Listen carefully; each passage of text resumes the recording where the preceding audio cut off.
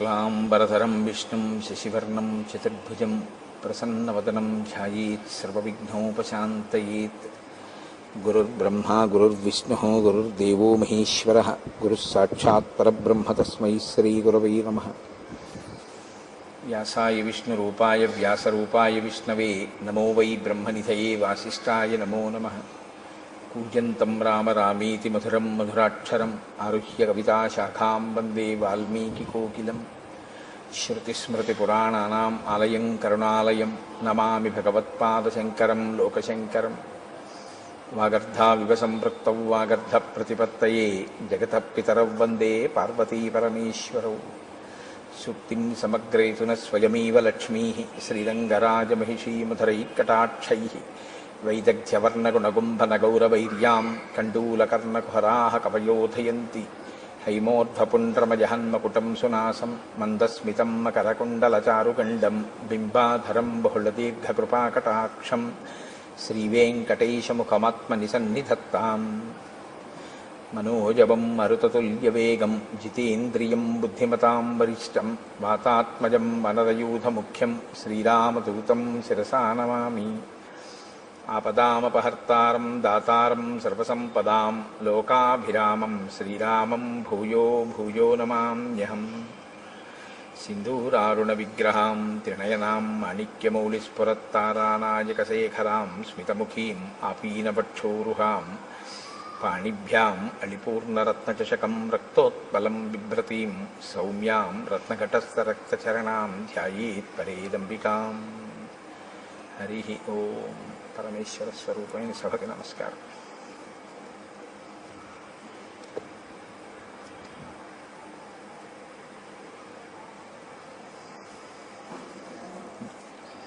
జటాయువుకి ఉత్తమ గతులను కల్పించినటువంటి రామచంద్రమూర్తి లక్ష్మణ సహితుడై సీతాన్వేషణం చేస్తూ అరణ్యంలో ప్రవేశించినటువంటి ఘట్టాన్ని మీకు నేను వివరిస్తున్నాను. నేను ఆ సీతమ్మని వెతుకుతూ వాళ్ళు నైరుతి దిశగా ముందుకి సాగిపోయారు. దండకారణ్యం నుంచి 3 క్రోసుల దూరం ప్రయాణించి క్రౌంచారణ్యము అనేటటువంటి అరణ్యంలోకి చేరుకున్నారు. ఒక అరణ్యం కన్నా ఒక అరణ్యం దారుణమైనటువంటి స్థితి. దారుణము అంటే మనుష్యులు తిరగడానికి యోగ్యమైనటువంటి అరణ్యములు కావు. అంత విపరీతంగా చెట్లు పొదలు తుప్పలు క్రూరమృగాలు సర్పాలతోటి నిండిపోయినటువంటి అరణ్యాలు. ఆ సీతమ్మ తల్లిని అన్వేషిస్తూ వాళ్ళు ఆ క్రౌంచారణ్యంలోకి ప్రవేశించారు. ఆ క్రౌంచారణ్యం నుంచి మళ్ళీ 3 క్రోసుల దూరం ప్రయాణం చేసి మతంగ మహర్షి ఆశ్రమానికి క్రౌంచారణ్యం యొక్క చివరి భాగానికి మధ్యలో ఉన్నటువంటి వేరొక వనంలోకి ప్రవేశించారు. ఆ వనం చాలా మృగపక్షి సంకీర్ణమై ఉంది. చీకటిగా ఉన్నటువంటి అరణ్యం. అక్కడ వాళ్ళకు ఒక పెద్ద గుహ ఒకటి కనపడింది. ఆ గుహ సమీపంలోకి వెడితే గాఢాంధకారంతో కూడుకున్నటువంటి ఆ గుహ ముందు ఒక రాక్షసి ఒక ఆమె నిలబడి ఉంది.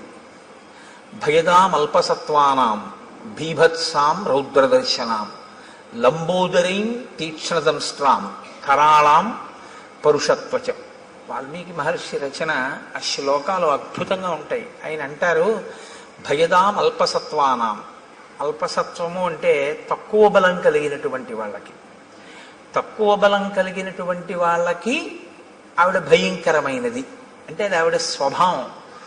తనకన్నా కొంచెం తక్కువ బలం ఉన్న వాళ్ళు కనపడితే ఆవిడ వీధిస్తుంది, వాళ్ళని చాలా దుఃఖ పెడుతుంది. ఎందుకని అంటే అది ఆవిడ సహజమైనటువంటి ప్రవృత్తి. తనకన్నా తక్కువ బలం వాళ్ళు కనపడితే ఆదరించడమో వాళ్ళని రక్షించడమో ఆవిడకు ఉండేటటువంటి లక్షణం కాదు. రాక్షసత్వము అంటే ఇంకేదో అని మీరేమనుకోక్కర్లేదు. కలియుగంలో ఒక పెద్ద విచిత్రం ఒకటి ఉంది.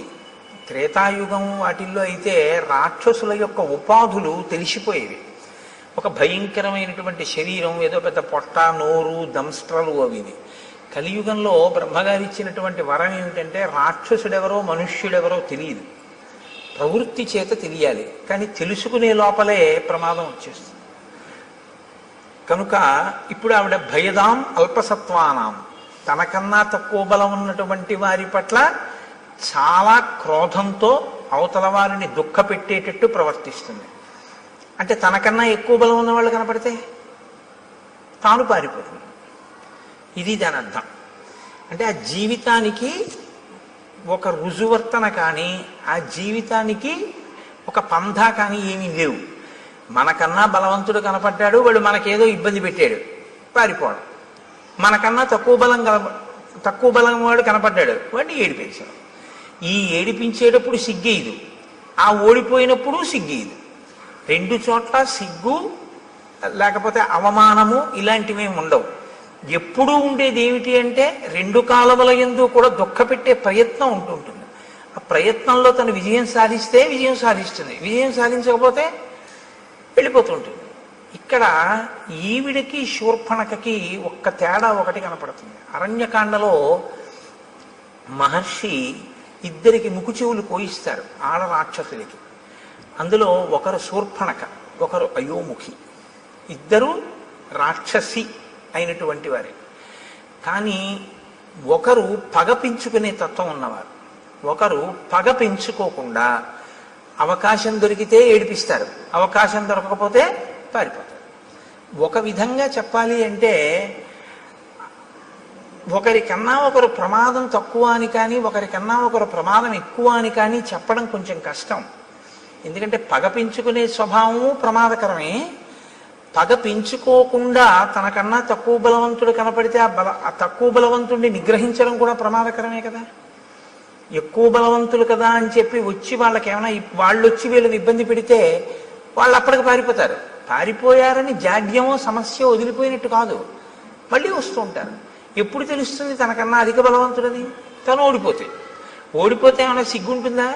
ఏమీ ఉండదు, మళ్ళీ వెళ్ళిపోతుంది. మళ్ళీ ఎప్పుడు వస్తుంది? మళ్ళీ ఇంకోటి దొరికితే మళ్ళీ వస్తుంది. మళ్ళీ వాడు అధిక బలవంతుడైతే మళ్ళీ వెళ్ళిపోతుంది. తక్కువ బలవంతుడైతే ఇబ్బంది పెడుతుంది.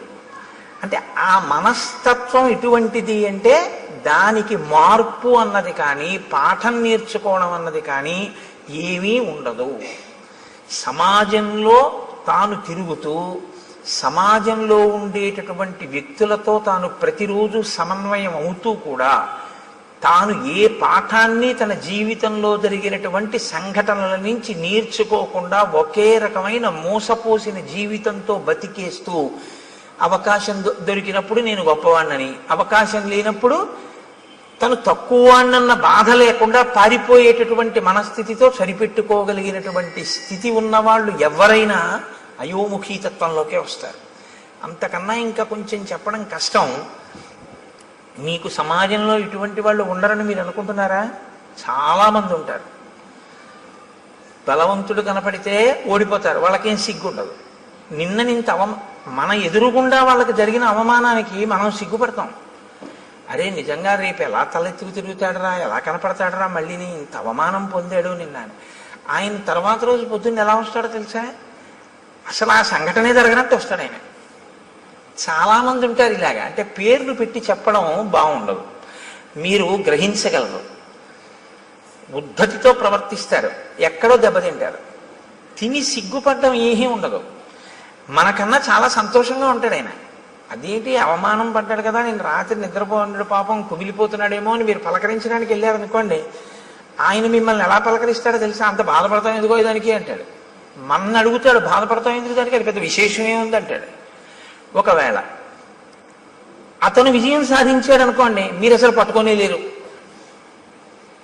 ఈ మనఃప్రవృత్తి అత్యంత ప్రమాదకరం. అది ఎప్పటికీ ఏమీ తెలుసుకోలేదు. వీళ్ళ వల్ల ప్రమాదం ఎక్కడొస్తుందంటే వాళ్ళకేం ఉండదు. వాళ్ళకి ఒక రకంగా వాళ్ళకి ఏమిటంటే ఎప్పుడూ అలాగే గడిపేస్తూ జీవితాన్ని జీవించేస్తూ ఉంటారు. వాళ్ళని అంటి పెట్టుకుని ఉన్న వాళ్ళకి చాలా కష్టంగా ఉంటుంది.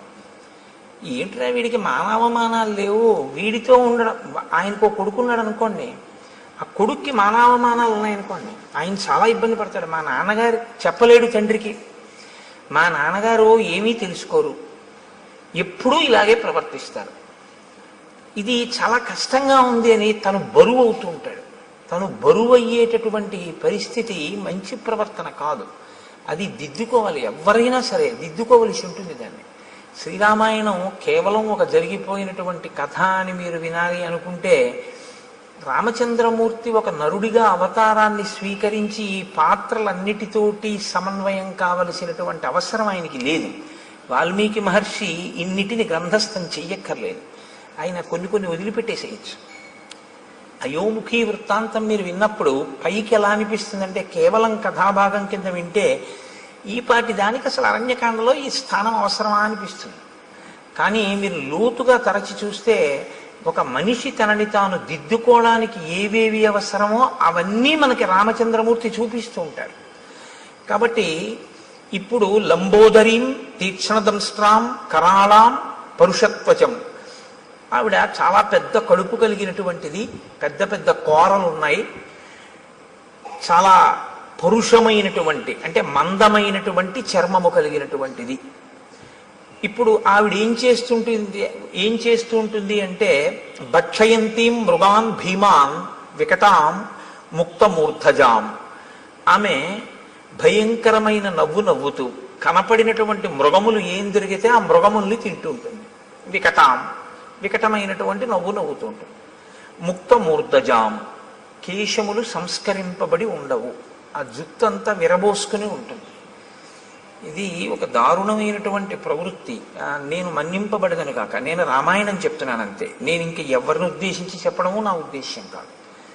స్త్రీ కేశపాశం కింద కట్టబడి ఉండి తీరాలి అని శాస్త్రవాక్యం. స్త్రీ కేశపాశం కింద కానీ చల్లుకుపోయి ఉంటే, విచ్చుకుపోయి ఉంటే అది దేశానికి కూడా అరిష్టం అని, అంతే, అంతకన్నా ఇంకా అక్కర్లేదు. కాబట్టి భక్షయంతి మృగాన్ భీమాన్ వికటాం ముక్తమూర్ధజాం, ఆమె జుత్తు చల్లుకుపోయి ఉంది, అదే రాక్షసీత్వము అన్న మాటకు అర్థం. అంటే తను బాగున్నానని తను అనుకుంటే చాలు, దాని ఆ అపచారం వల్ల ఇతరులు పోయినా తను పట్టించుకోక్కర్లేదు. అహం తయోముఖీ నామ లాభస్తే తమసి ప్రియ నాథ పర్వతకూటేషు నదీనాం పులినేషు చ ఆయుష్యేషమిమం వీర త్వం మయా సహరంసిసే. ఆవిడంటుంది నా పేరు అయోముఖి. ఆవిడ దృష్టి లక్ష్మణమూర్తి మీద పడింది, రామచంద్రమూర్తి మీద పడలేదు. ముక్కు చెవులు కోయించుకునే వాళ్ళందరి దృష్టి లక్ష్మణుడి మీదే పడుతుందో ఏమో మరి. ఆవిడంది నీవే నాకు తగినటువంటి భర్తవి, అంతే. ఆవిడే నిర్ణయం చేసుకుంది. శూర్పణఖ ఎలా నిర్ణయం చేసుకుందో అలాగే ఆవిడే నిర్ణయం చేసుకుంది. కాబట్టి ఇక నువ్వు శేష జీవితం అంతా కూడా సంతోషంగా నాతో ఆ నదుల యొక్క ఒడ్ల యందు పర్వత శిఖరముల యందు విహరిస్తూ సంతోషంగా గడుపుదువు గారివి. కాబట్టి నువ్వు నాతో సంతోషంగా గడపడం కోసం రా, మన ఇద్దరం భార్యాభర్తలమై గడుపుదాం అని ఆమె లక్ష్మణుణ్ణి పట్టుకుంది. పట్టుకుంటే ఏవ ముక్తస్తు కుపిత ఖడ్గముద్ధృత్య లక్ష్మణ కర్ణనాశే స్తనౌ చాస్య నిచకర్తారి సూదన. ఆ పట్టుకున్నటువంటి అయోముఖి యొక్క ముక్కు, చెవులు, స్తనములు వీటిని తన కత్తి పెట్టి ఆయన తెగ కోసేసాడు. తెగ కోసేస్తే ఆవిడ లక్ష్మణుణ్ణి విడిచిపెట్టేసి అరణ్యంలోకి పెద్ద రవం చేస్తూ ఏడుస్తూ నెత్తురు కారిపోతూ పరిగెత్తుకుంటూ వెళ్ళిపోయింది. అంటే యుక్తాయుక్త విచక్షణ లేనటువంటి నడవడితో తను కామిస్తే చాలు, ఇతరుల యొక్క అభిప్రాయముతో సంబంధం లేకుండా బలవంతులు కనపడితే పరాభవింపబడి, బలహీనులైతే తననుకున్న కామాన్ని చెల్లించుకుంటూ జీవితం గడపగలిగినటువంటి నీచమైన ప్రవృత్తి కలిగినటువంటి స్థితిలో ఉన్న ఒక ప్రాణి. కాబట్టి ఇక అయోముఖి ఈ కాండలో ఏం మనకు కనపడది ఆవిడ. కాబట్టి ఆవిడ అలా ఏడుస్తూ వెళ్ళిపోయింది. ఎందుకు శ్రీరామాయణంలో ఈ పాత్ర కనపడింది అన్నదాన్ని మీరు గమనించవలసి ఉంటుంది. మొదట శూర్పణఖకి ముక్కు చెవులు తెగిపోతాయి, ఇక్కడ అయోముఖికి ముక్కు చెవులు తెగిపోతాయి. కానీ ముక్కు చెవులు తెగితే మనం ఉలిక్కి పడతాం. ఎందుకంటే శ్రీరామాయణంలో అరణ్యకాండ మొదట్లో ఒక ఆడదాని ముక్కు చెవులు ఇలా కామంతో వస్తేనే కోసిన కారణానికి సీతాపహరణం జరిగింది. ఇప్పుడు మళ్ళీ కోశాడు, ఏమవుతుందో అని అనిపిస్తుంది. కానీ ఏమవదు, అయోముఖి వెళ్ళిపోయింది. కాబట్టి ఈ రెండిటి మధ్యలో ఉండేటటువంటి తేడాని మీరు గమనించవచ్చు. ఆవిడది పగ, ఈవిడిది పగా ప్రతీకారము పెంచుకుని సాధించేటటువంటి మనస్తత్వం కాదు. లక్ష్మణస్తు మహాతేజా సత్వవాన్ శీలవాన్ శుచి అబ్రవీత్ ప్రాంజలిర్వాక్యం భ్రాతరం దీప్త తేజసం. మీరు శ్రీరామాయణాన్ని చదివేటప్పుడు చాలా ధర్మ సూక్ష్మములను గ్రహించవలసి ఉంటుంది.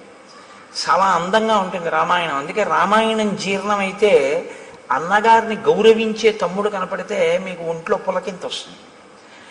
లక్ష్మణస్తు మహాతేజాహ సత్వవాన్ శీలవాన్ శుచి. ఆయన రామచంద్రమూర్తితో మాట్లాడుతున్నాడు. ఎవరు? లక్ష్మణుడు. అయోముఖి పారిపోయింది, ఇద్దరు నడుస్తున్నారు.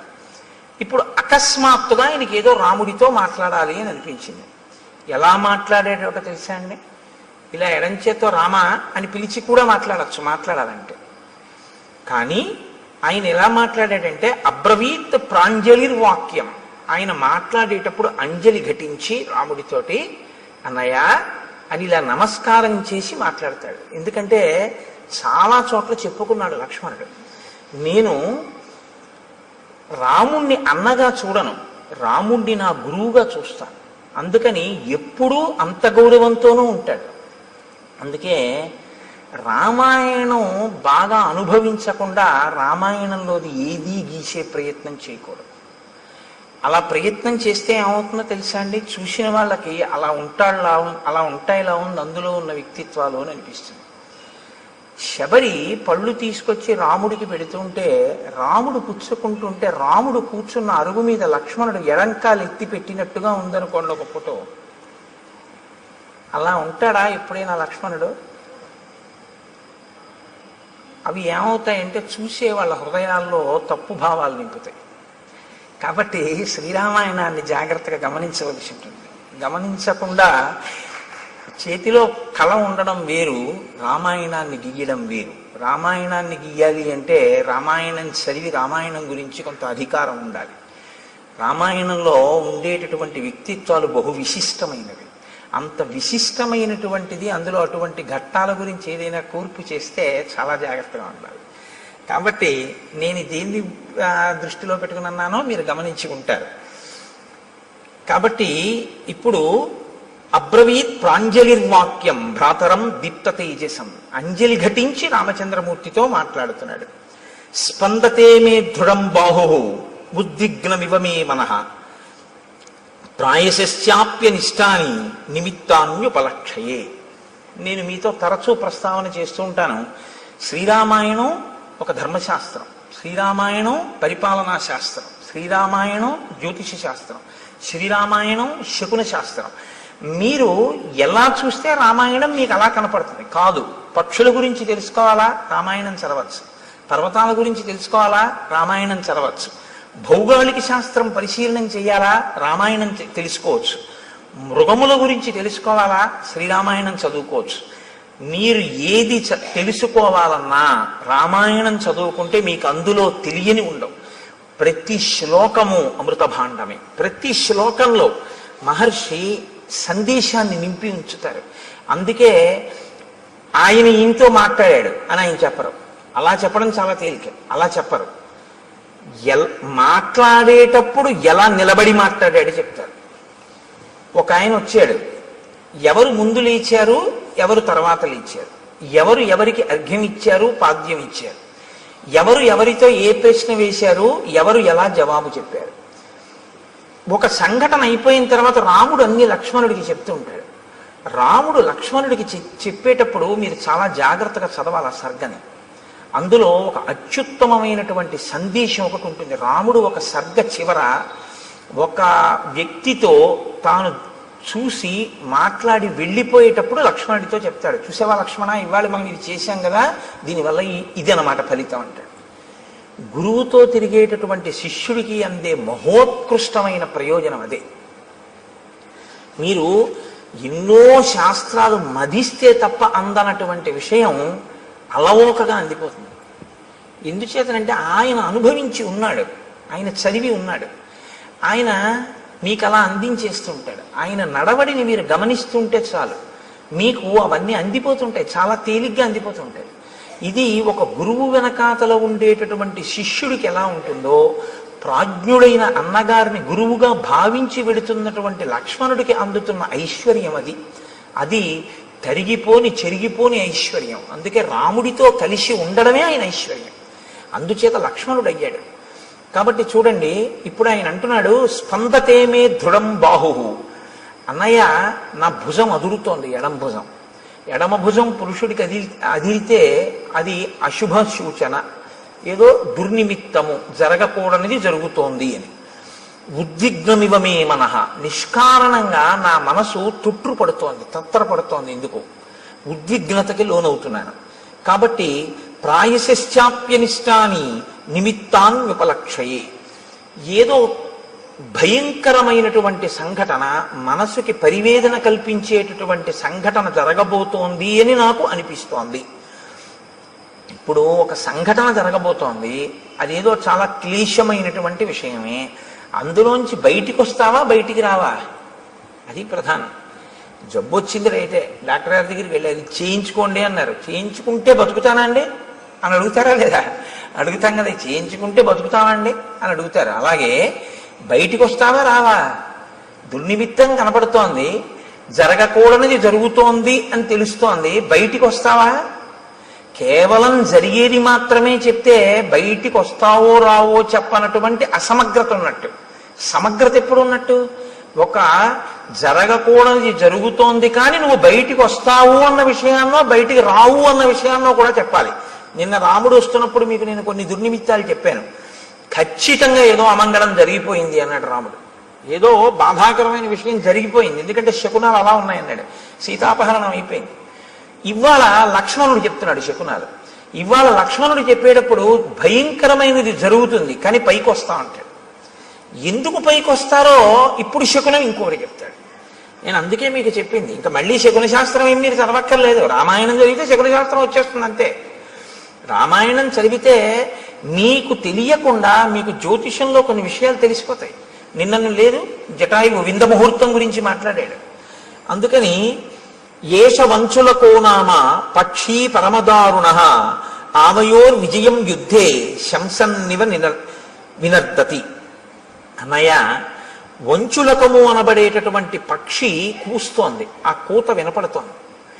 అది నిజంగా ఆ పక్షి కూస్తే చాలా తొందరగా యుద్ధం వస్తుంది, చాలా హఠాత్తుగా వచ్చేస్తుంది యుద్ధం. కానీ ఆ యుద్ధంలో జయాన్ని పొందుతాం. కాబట్టి నాకు ఇటువంటి శకునములు కనపడుతున్నాయి అని అన్నాడు. అంతే. ఒక పెద్ద శబ్దం, ఎంత పెద్ద శబ్దం అంటే, ఆ శబ్దం ఎటువంటిది అంటే మీరు అర్థం చేసుకోవాలంటే ఒక్కటే ఉపమానం చెప్పవలసి ఉంటుంది. అంతరిక్షం వరకు ధ్వని వినపడేటట్టుగా ఒక పిడుగు పడితే ఎటువంటి ధ్వని ఉంటుందో అంత ధ్వని అక్కడ వినపడింది. అంటే ఇప్పుడు మీరు ముందు ఒక విషయాన్ని గమనించవలసి ఉంటుంది. మహర్షి హృదయం ఏమిటో తెలుసా అండి? రాముడు బాలకాండలో శివధనస్సుని ఎక్కుపెట్టినప్పుడు ధనుర్భంగం అయింది. విశ్వామిత్రుడు, రాముడు, లక్ష్మణుడు, జనకుడు తప్ప మిగిలిన వాళ్ళు ఎవ్వరూ కూడా నిలబడిన వాళ్ళు లేరు. శబ్దము అనేటటువంటిది సామాన్యమైంది కాదు. శబ్దము వేరు, ధ్వని వేరు. మీరు ఈ రెండిటికి తేడా తెలుసుకోవాలి. శబ్దము అర్థప్రతిపాదకము. శబ్దం ఎప్పుడూ కూడా అర్థంతో ఉంటుంది. ధ్వని అర్థప్రతిపాదకము కాదు. ధ్వని రాపిడి వలన రావాలని నియమం లేదు. శబ్దము రాపిడి వలన వస్తుంది ఎప్పుడైనా అంతే. శబ్దములన్నీ కూడా అర్థప్రతిపాదకములో లేదా మనస్సుకి సుఖదాయకములో అయి ఉంటాయి. అందుకే ఘర్షణ చేత పడతాయి. నేను మీకు ఒక ఉదాహరణ చెప్పాలంటే, ఇప్పుడు నేను చెప్తున్న దాన్ని శబ్దము అని అనవలసి ఉంటుంది. ఎందుకంటే నా మూలాధార చక్రం దగ్గర నుంచి లాగబడినటువంటి వాయువు అనేక చక్రాలకి తగులుతూ పైకి వస్తుంది. పైకి వచ్చేటప్పుడు ఒరిపిడి చెందుతుంది, రాసుకుంటుంది. చిట్ట చివర నా యొక్క ఆ స్వరపేటిక దగ్గరికి వచ్చేటప్పటికి ఆ వాయువు బాగా రాపిడి చెంది ఉరుసుకుని అక్షరములుగా, పదములుగా, వాక్యములుగా మారి నా నోటి వెంట బయటికి వస్తుంది. ఉరిపిడి చేత పైకి వస్తుంది. నేను ఒక వయలిన్ వాయించాను అనుకోండి, చేతితో ఒక తాడు ఉన్నటువంటి పరికరం లాంటి దాన్ని పట్టుకుని తీగల మీద లాగితే ఆ ఒరిపిడికి ధనొస్తుంది. ఒక వీణని గోటితో పెనగితే ధనొస్తుంది. అలా మీకు ఎప్పుడైనా సరే ఒరిపిడి వలన వస్తే, అంటే ఘర్షణ వలన పుడితే దాన్ని శబ్దము అంటారు. ఇప్పుడు ఆ శబ్దం ఏం చేస్తుంది? అందుకే వేదరాశికి శబ్దరాశి అని పేరు. అర్థప్రతిపాదకమై దానికి ఏదో ఒక ప్రయోజనం ఉంటుంది. ప్రయోజనం లేనిది అనుకోండి, దానికి ఏమిటి అంటే మీరు చెప్పలేరు అనుకున్నప్పుడు దాన్ని శబ్దం అనకూడదు, ధ్వని అనాలి. పిల్లాడు ఆడుకుంటూ ఉంగా అన్నాడు అనుకోండి, దానికి అర్థం ఏంటి చెప్పండి అన్నారు అనుకోండి, ఏం చెప్తారు? ఉంగా అన్నాడు పిల్లాడు, చంటి పిల్లాడు. ఏమయ్యా నువ్వు రామాయణం చెప్పావు కదా, దీనికి అర్థం చెప్పన్నారు అనుకోండి, ఎవరు చెప్తారు దానికి? అప్పుడు దాన్ని ఏమన్నారంటే ధ్వని అన్నారు. అంటే దానికి ఒక అర్థం ఏం ఉండదు. అర్థం లేకుండా చేయబడేటటువంటిది ఏది ఉంటుందో దానికి మీరు ఏ అర్థము చెప్పడం కుదరదో వాటికి ధ్వనులని పేరు. కాబట్టి ఇప్పుడు ఏర్పడినది శబ్దమా ధ్వన అంటే యథార్థమునకు పెద్ద ధ్వని అని మీరు అనవలసి ఉంటుంది. ఎందుకంటే దానికి ఒక అర్థం లేదు. కానీ ఒక పిడుగు నేల మీద పడితే ఆ శబ్దము, ఆ ధ్వని అంతరిక్షం వరకు వినపడితే ఎంత ధ్వని ఉంటుందో అంత ధ్వని ఉంది. ధ్వనికి ఉండేటటువంటి లక్షణం ఏమిటో తెలుసా అండి? ధ్వనికి కానివ్వండి, శబ్దమునకు కానివ్వండి, ప్రాణాలు పొయ్యగలదు, ప్రాణాలు తీయగలదు. ఈ రెండు ఉంటాయి. ఎందుకో తెలుసా అండి? ఒక్కొక్కసారి ప్రాణం పోస్తుంది, ఒక్కొక్కసారి ప్రాణం తీసేస్తుంది. మీరు చూడండి, నిశ్చేష్టుడైపోయాడు అనుకోండి ఎవరో, మీరు వెళ్ళి ఏ తప్పట్లు కొట్టడమో ఏదో చేస్తే స్పృహలోకి వస్తారు, తీసుకొస్తుంది, దానికి ఆ శక్తి ఉంటుంది. శబ్దము మిమ్మల్ని జ్ఞానవంతుల్ని చేస్తుంది, లేకపోతే వినడం ఎందుకండి? వినడం వల్ల ఏదో మీకు తెలుస్తుందని కదా వింటూ ఉంటారు. అదే శబ్దము చాలా తీవ్ర స్థాయిలో వచ్చిందనుకోండి, మనిషి ప్రాణం వదిలిపెట్టేస్తుంది. అందుకే పిడుగు పడితే పిడుగు యొక్క ధ్వనికి భవనములు కింద పడిపోతూ ఉంటాయి. అక్కడ ఉన్నటువంటి జీవరాశి, చెట్లు కూడా నేల కొరిగిపోతాయి. ఎందుకని అంటే ఆ శబ్ద ప్రకంపనలు, ధ్వని ప్రకంపనల యందు శక్తి తరంగములు ఉంటాయి. దీన్ని మొట్టమొదట ప్రతిపాదించిన వాళ్ళు ఎవరంటే భారతదేశంలో ఆర్షధర్మంలో ఋషులు ప్రతిపాదించి కదలిక ఉన్న ప్రతిదాన్ని శక్తి స్వరూపంగా భావన చేశారు మన వాళ్ళు. అందుకే శబ్ద బ్రహ్మమయీ చరాచరమయీ జ్యోతిర్మయీ వాంగ్మయీ తత్వాతీతమయీ నిరంజనమయీ అని అమ్మవారిని స్తోత్రం చేశారు. అమ్మవారిని స్తోత్రం చేశారు అంటే మీరు ఒకటి గుర్తుపెట్టుకోవాలి, కదులుతున్నది ఏదైనా శక్తిగా భావన చేశారు. కదిలి కదిలి ఇక కదలవలసిన అవసరం లేని రీతిలో నీలో నువ్వు అనుభవించవలసిన ఆనందాన్ని శివుడిగా సంకేతించారు.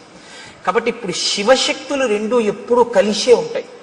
ఈ రెండిటిని మీరు వేరు చేసి చూడడం అనేటటువంటిది ఎప్పుడూ కుదరదు. అందుకే ఈ ప్రపంచమంతా కూడా పరమశివ తాండవ పార్వతీ లాస్య స్వరూపము అన్నారు శంకరాచార్యులు వారు. లాస్యం అంటే భావం, తాండవం అంటే కదలిక. మీరు చూడండి, మీకు ఈ ప్రపంచమంతా శివస్వరూపంగా, మంగళస్వరూపంగా చూడడం ఎలాగా అంటే దానికి ఆ దృష్టికోణాన్ని శంకరులు అందించారు. అందుకని వారు జగద్గురువులు అయ్యారు. కదలకుండా ఉండదు. ఇప్పుడు నేనేదో మాట్లాడుతున్నాను, కదులుతూ ఉంటాను. కదలిక తాండవం శివస్వరూపం. ముఖమునందు భావ ప్రకటనము అమ్మవారు లాస్యం. ఒక ఆయన నవ్వుతూ ఉంటాడు, ఒక ఆయన విచారంగా ఉంటాడు, ఒక ఆయన సంతోషంగా ఉంటాడు, ఒక ఆయన హాస్యం ఆడుతూ ఉంటాడు.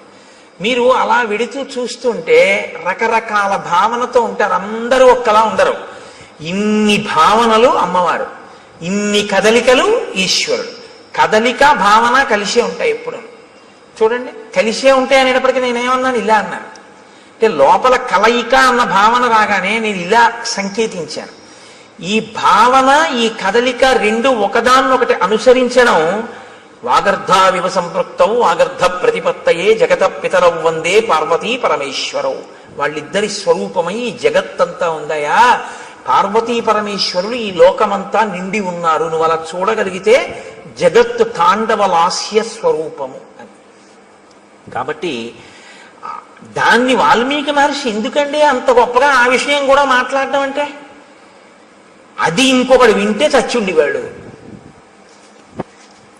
తట్టుకోగలిగారు అంటే ఇప్పుడు దాని మూలస్థానమును కూడా ఛేదించగలిగినటువంటి పరాక్రమవంతులు. చెవికే అంత బలం ఉంటే చేతులకి ఎంత బలం ఉండాలి? కాబట్టి ఇప్పుడు మూలస్థానాన్ని ఛేదించగలరు. ఇది రామచంద్రమూర్తి యొక్క, లక్ష్మణుని యొక్క వీర్యము, పరాక్రమము. మీతో నేను చాలా మార్లు మనవి చేస్తున్నాను, వీర్యం అన్న మాటకు అర్థం అదే. ఎదుట వస్తున్నటువంటి ఎదిరింపునకు లేదా తనతో తలపడుతున్నటువంటి స్థితిలో ఉన్న ఎదురుగుండా కనపడుతున్నటువంటి ప్రతిద్వంద్వి యందు లోపల తాను చెక్కు చెదరక ఎదుటివాడిని చెక్కు చెదిరిపోయేటట్టు చెయ్యగలిగినటువంటి ప్రజ్ఞకి వీర్యమని పేరు.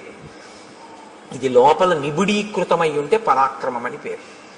కాబట్టి ఇప్పుడు ఈ వీర్య పరాక్రమములు ఉన్నవారు కాబట్టి అందుకని అడిగారు వాల్మీకి మహర్షి, కోన్వస్మిన్ సంప్రదంలోకే గుణవాన్ కశ్చ వీర్యవాన్ ధర్మజ్ఞశ్చ కృతజ్ఞశ్చ సత్యవాక్యో దృఢవ్రత చారిత్ర్యేణ చ కోయుక్త సర్వభూతేషు కోహిత విద్వాన్ కస్సమర్థశ్చ కశ్చైక ప్రియదర్శన ఆత్మవాన్ కో జితక్రోధో ద్యుతిమాన్ కో ననసూయక.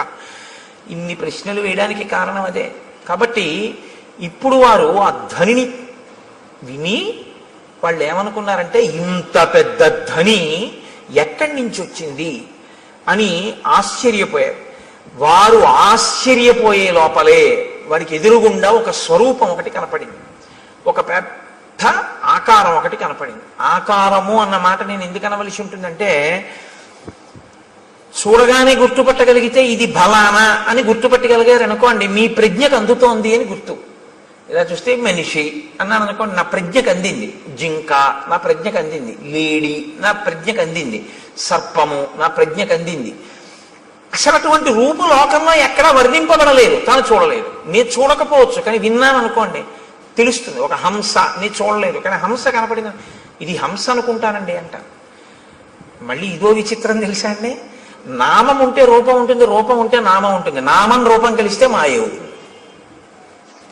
అదే విచిత్రం. శంకర భగవత్పాదుల యొక్క ప్రతిపాదన అంతా దీని మీదే ఆధారపడింది.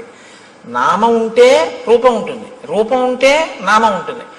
కోటేశ్వరరావు గారు అన్నారనుకోండి, మీకు వెంటనే నా రూపం మీ మనసులో అలా లీలగా కదులుతుంది. చూస్తున్నారుగా చాలా రోజుల నుంచి. కోటేశ్వరరావు అనబడేటప్పటికీ నేను ఇలా వస్తూ ఉంటే ఆ కోటేశ్వరరావు వస్తున్నారు అంటారు. అంటే నా రూపాన్ని నామంతో గుర్తిస్తారు. అలా ఇంకోళ్ళు వస్తున్నారు అనుకోండి, కోటేశ్వరరావు వచ్చారా అండి అన్నారనుకోండి ఎవరైనా కొత్త వాళ్ళ, ఆయన కాదండి రాలేదంటారు. నామము రూపము పక్క పక్కనే ఉంటే కుండ అన్నాను అనుకోండి, కుండ ఎలా ఉంటుందో మీకు వెంటనే మనసు చూపిస్తుంది, ప్రొజెక్ట్ చేస్తుంది.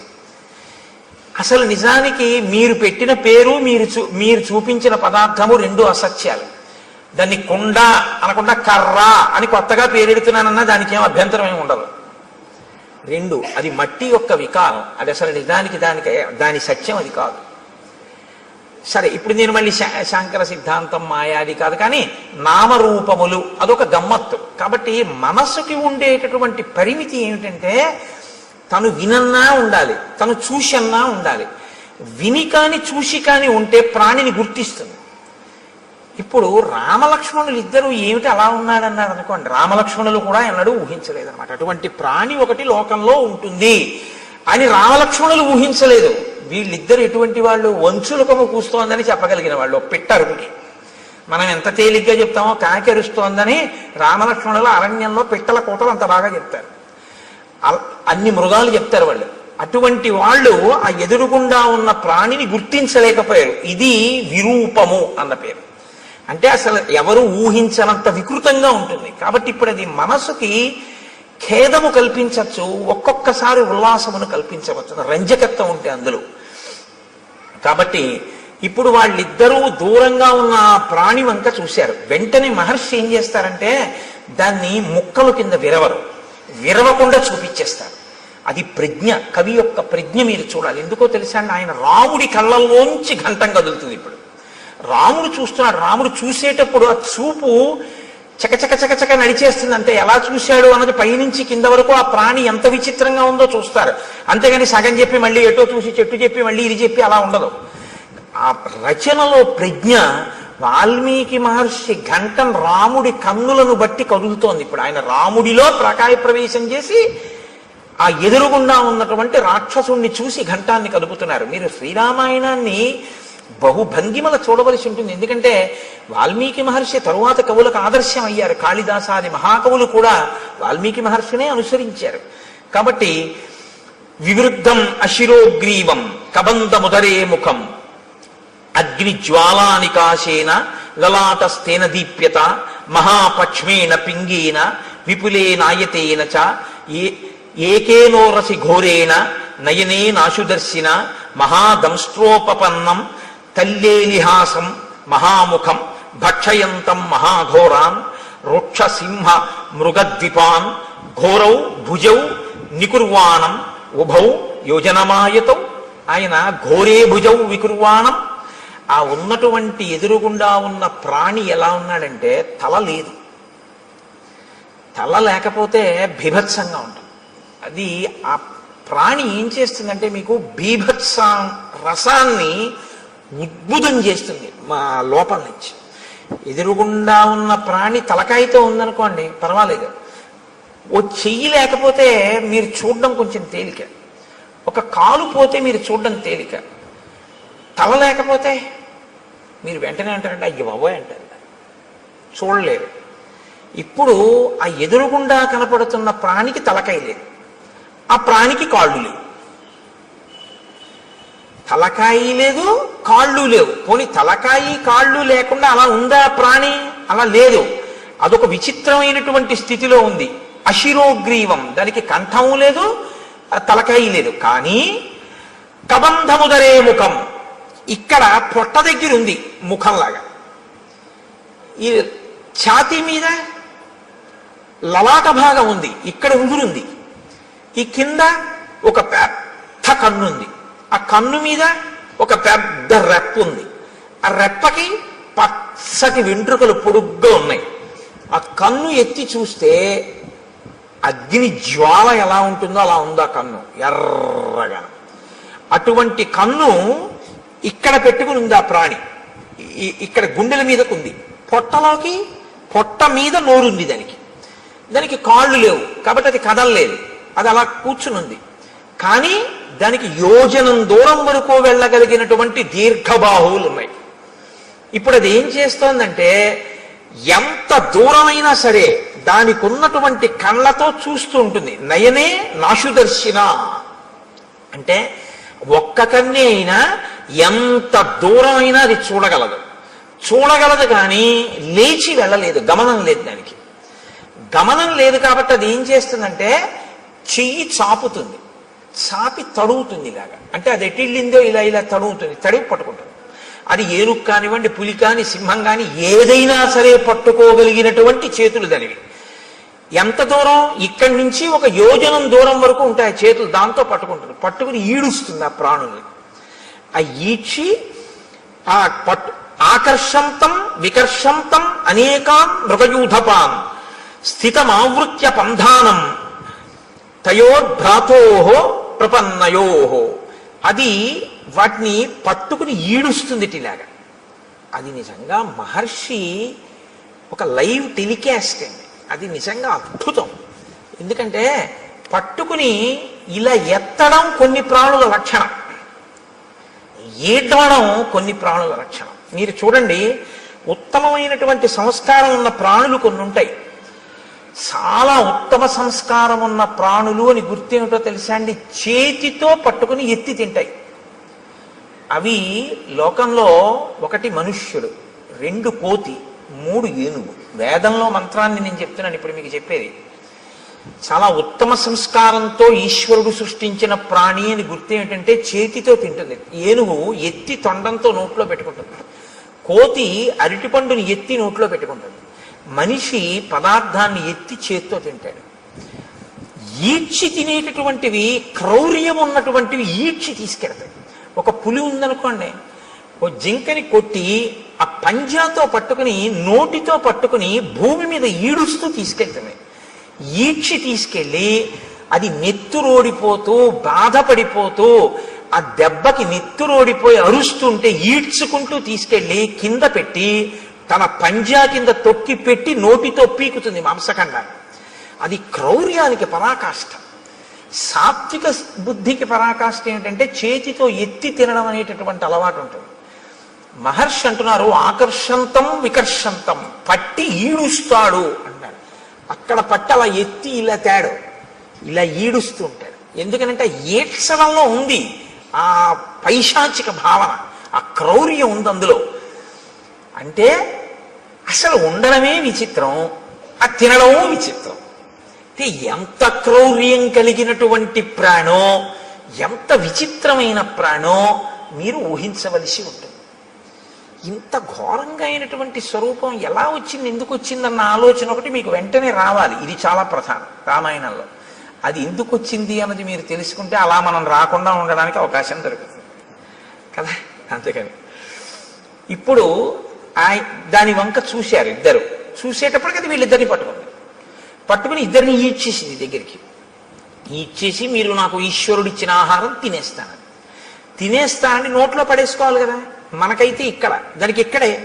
కాబట్టి ఆ ఈడ్చి తెచ్చి లోపల పడేసుకోవడానికి సిద్ధపడుతోంది. వెంటనే లక్ష్మణుడు అన్నాడు, అన్నయ్య దీన్ని మనం ఉపేక్షించకూడదు, ఈ ప్రాణిని మనం చంపకూడదు.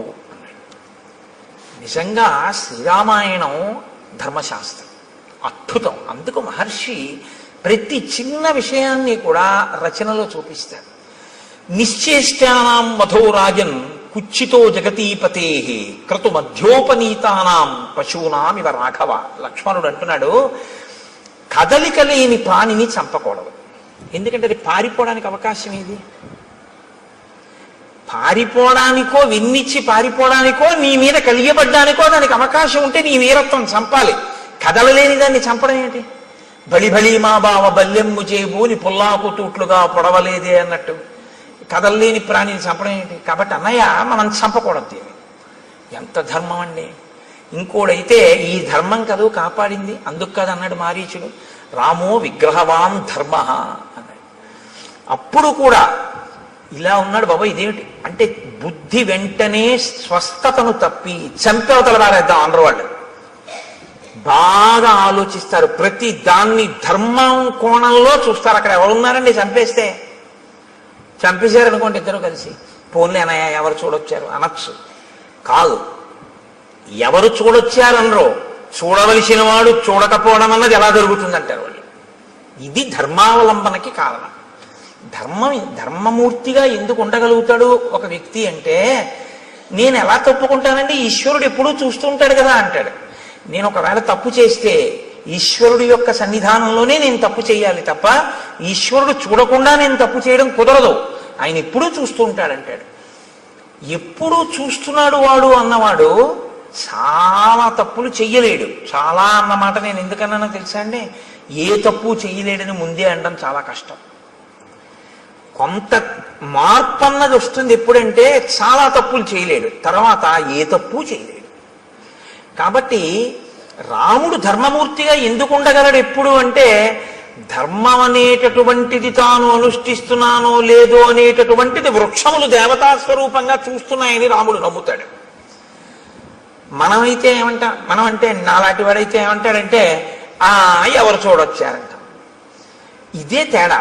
ఇది అలవాటు చేసుకోవడం ధర్మానికి పునాదిరాయి. ఇది నిలబడాలి. ఇది నిలబడితే మార్పు వస్తుంది మనసులో.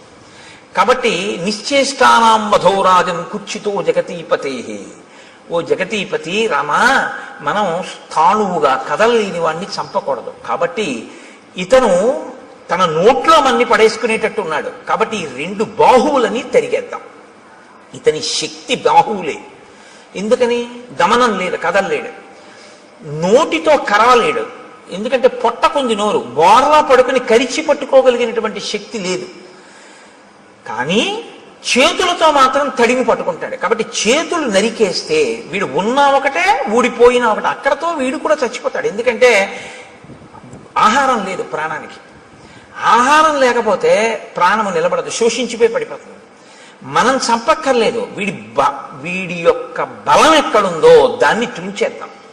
దాన్ని మాత్రం ఎందుకు తుంచాలి? మన్ని పట్టుకున్నాడు కాబట్టి, మన్ని ఇప్పుడు నోట్లో పడేస్తాడు కాబట్టి బాహువులు తుంచేద్దాం. కాబట్టి దక్షిణం బాహుం అసక్తామసినా తతః చిచ్ఛేద రామో వేగేన సవ్యం వీరస్తు లక్ష్మణ. రాముడు కుడి భుజాన్ని నరికేశాడు, లక్ష్మణుడు ఎడమ భుజాన్ని నరికేశాడు. రెండు చేతులు ఊడి కింద పడిపోయాయి.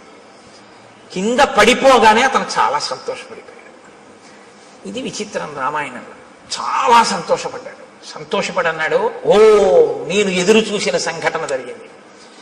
ఇన్నాళ్ళు ఈ రెండు చేతులు నరికేవాడి కోసమే తడిమి పట్టుకుంటున్నాను, ఇవాళ వీటిని నరికేవాడు దొరికాడు. ఎవరు? మీ ఇద్దరు అన్నాడు. అంటే వాళ్ళు నోర్ము నీకు మేం చెప్పడం ఏంటి అనరు. అది విచిత్రం, ఇది వినయం. వాళ్ళు ఎవరు అడగనివ్వండి, శూర్పణఖ అడిగినా చెప్తారు, ఎవరు అడిగినా చెప్తారు, ఎంత అందంగా అలాగని అనవసరమైనటువంటి చోట దీర్ఘంగా మాట్లాడరు. సమయాన్ని ఎంత పొదుపుగా వాడి మాట్లాడతారంటే ఎక్కడ ఎంతవరకు అవసరమో, ఏది అవతల ప్రాణికి చెప్పవలసి ఉంటుందో అక్కడ వరకే చెప్తారు తప్ప అదే పనిగా సొదపెట్టి అర్థం లేకుండా మాట్లాడడం ఉన్నది ఉండదు. అందుకే నేను మీతో మనవి చేస్తున్నాను, శ్రీరామాయణం మీరు బాగా చదివితే మాట్లాడడంలో ప్రజ్ఞ మీకు వస్తుంది. ఎవరితో ఎలా మాట్లాడాలి, ఎంత మాట్లాడాలి, ఇవి బాగా అలవాటు అవుతుంది. అసలు మనిషి పాడైపోయేది అందుకే కదండి, అక్కర్లేని మాటలన్నీ మాట్లాడడం వల్లే పాడైపోతుంటాడు. కాబట్టి అయమిక్ష్వాకుదాయాదో రామో నామ జనైశ్రుత అస్యై వారజం విద్ధి భ్రాతరం మాంచ లక్ష్మణం. నేను అయమిక్ష్వాకుదాయాదో రామో నామ జనైశ్రుత, ఈయన మా అన్నగారు రామచంద్రమూర్తి. అస్యై వావరజం విద్ధి, నేను ఆయన తమ్ముణ్ణి. భ్రాతరం మంచ లక్ష్మణం, నేను ఆయన తమ్ముణ్ణి, నన్ను లక్ష్మణుడు అంటారు. అస్య దేవ ప్రభావస్య వసతో విజనీవని రక్షసాపహృతా పత్ని యామిచ్చంతా విహాగతౌ. మా అన్నగారి పత్ని, నా వదిన గారైనటువంటి తల్లిని ఒక రాక్షసుడు అపహరించాడు. ఆవిడ్ని వెతుక్కుంటూ మేము ఈ అడవిలో తిరుగుతున్నాం. నువ్వెందుకు ఇలా ఉన్నావు అని అడిగాడు. ఇప్పుడు తామెవరో సత్యం చెప్పి నువ్వెవరు, అంతేగాని కైకమ్మ, దశరథుడు, వరాలు అయిన చోట కాంచోట అన్ని చోట్ల వాళ్ళు మాట్లాడరు. ఇప్పుడు ఆయన అన్నాడు, పురారామ మహాబాహో మహాబల పరాక్రమ రూపమాసీన్మమాచింత్యం త్రిషు లోకేషు విశ్రుతం యథా సోమస్య శక్రస్య సూర్యస్య చ యథా వపుః. ఎంత అందంగా మాట్లాడాడు. రెండు చేతులు తెగిపోయిన తర్వాత అన్నాడు, రామా మహాబాహో, గొప్ప చేతులున్నవాడా, ఈ చేతులు నరికినవాడా, మహాబల పరాక్రమ, గొప్ప బలపరాక్రమములు ఉన్నవాడా, నేను ఒకప్పుడు చాలా అందమైనటువంటి వాణ్ణి. 3 లోకములలో నా అంత అందగాడు లేడు. యథా సోమస్య శక్రస్య, సోముడి అందం ఎటువంటిదో, శక్రుడు అంటే ఇంద్రుడి యొక్క అందం ఎటువంటిదో, సూర్యుని యొక్క తేజస్సు ఎటువంటిదో అటువంటి శరీరము కలిగినటువంటి వాణ్ణి నేను. అంటే శరీరమునకు అందము, శరీరమునకు కాంతి అన్నీ ఉన్నవాడు. అందుకని అటువంటి ఉపమానాలు వేశారు. ఆ తేజస్సు అవతల వారికి ఆహ్లాదాన్ని కలిగిస్తుంది. కాబట్టి సోముడు అంత అందమైన, అంత లావణ్యము, అంత కాంతి కలిగినటువంటి వాణ్ణి. ఇది నాకు ఈశ్వరుడు ఇచ్చినటువంటి బహుమానం. కాబట్టి నేనేం చేయాలి, ఈశ్వరుడు నీకేది ఇచ్చాడో దాంతో నువ్వు 10 మందిని సంతోషపెట్టాలి. అప్పుడు నువ్వు నీ యొక్క విభూతిని ఈశ్వర పరం చేసినట్లు అవుతుంది. అందుకే మీరు కొంచెం జాగ్రత్తగా గమనించండి, అక్షరాభ్యాసము అని ఒక సంస్కారం చేస్తారు మన వాళ్ళు. అది చేయకుండా పంపించరు. బడికి పంపించడం కానీ, పలక ముట్టుకోవడం కానీ, పుస్తకం ముట్టుకోవడం కానీ, అక్షరం రాయడం కానీ ఒప్పుకోరు. ముందు ఎవరు తమ జీవితంలో తమకి ఉన్న విభూతిని సమాజపరం చేసి ఈశ్వరుడిచ్చిన విభూతిని ఈశ్వరుడికి నైవేద్యం పెట్టి జీవితంలో ప్రసాద బుద్ధితో బతికి 10 మంది చేత సహభాష్ అనిపించుకుని కీర్తి గణించాడో, ఎవడు భగవద్భక్తి తత్పరుడో అటువంటి ఆ పెద్దల తొడ మీద కూర్చోపెట్టి ఆయన చేత్తో పిల్లవాడి చెయ్యి పట్టుకుని పలకలో ముందు దిద్దిస్తాడు. ఓం నమ శివాయ సిద్ధం నమః అని. ఎందుకు రాయిస్తారో తెలుసా అండి? అలా రాయించడం వెనక ఒక రహస్యం ఒకటి దాగి ఉంది సనాతన ధర్మంలో.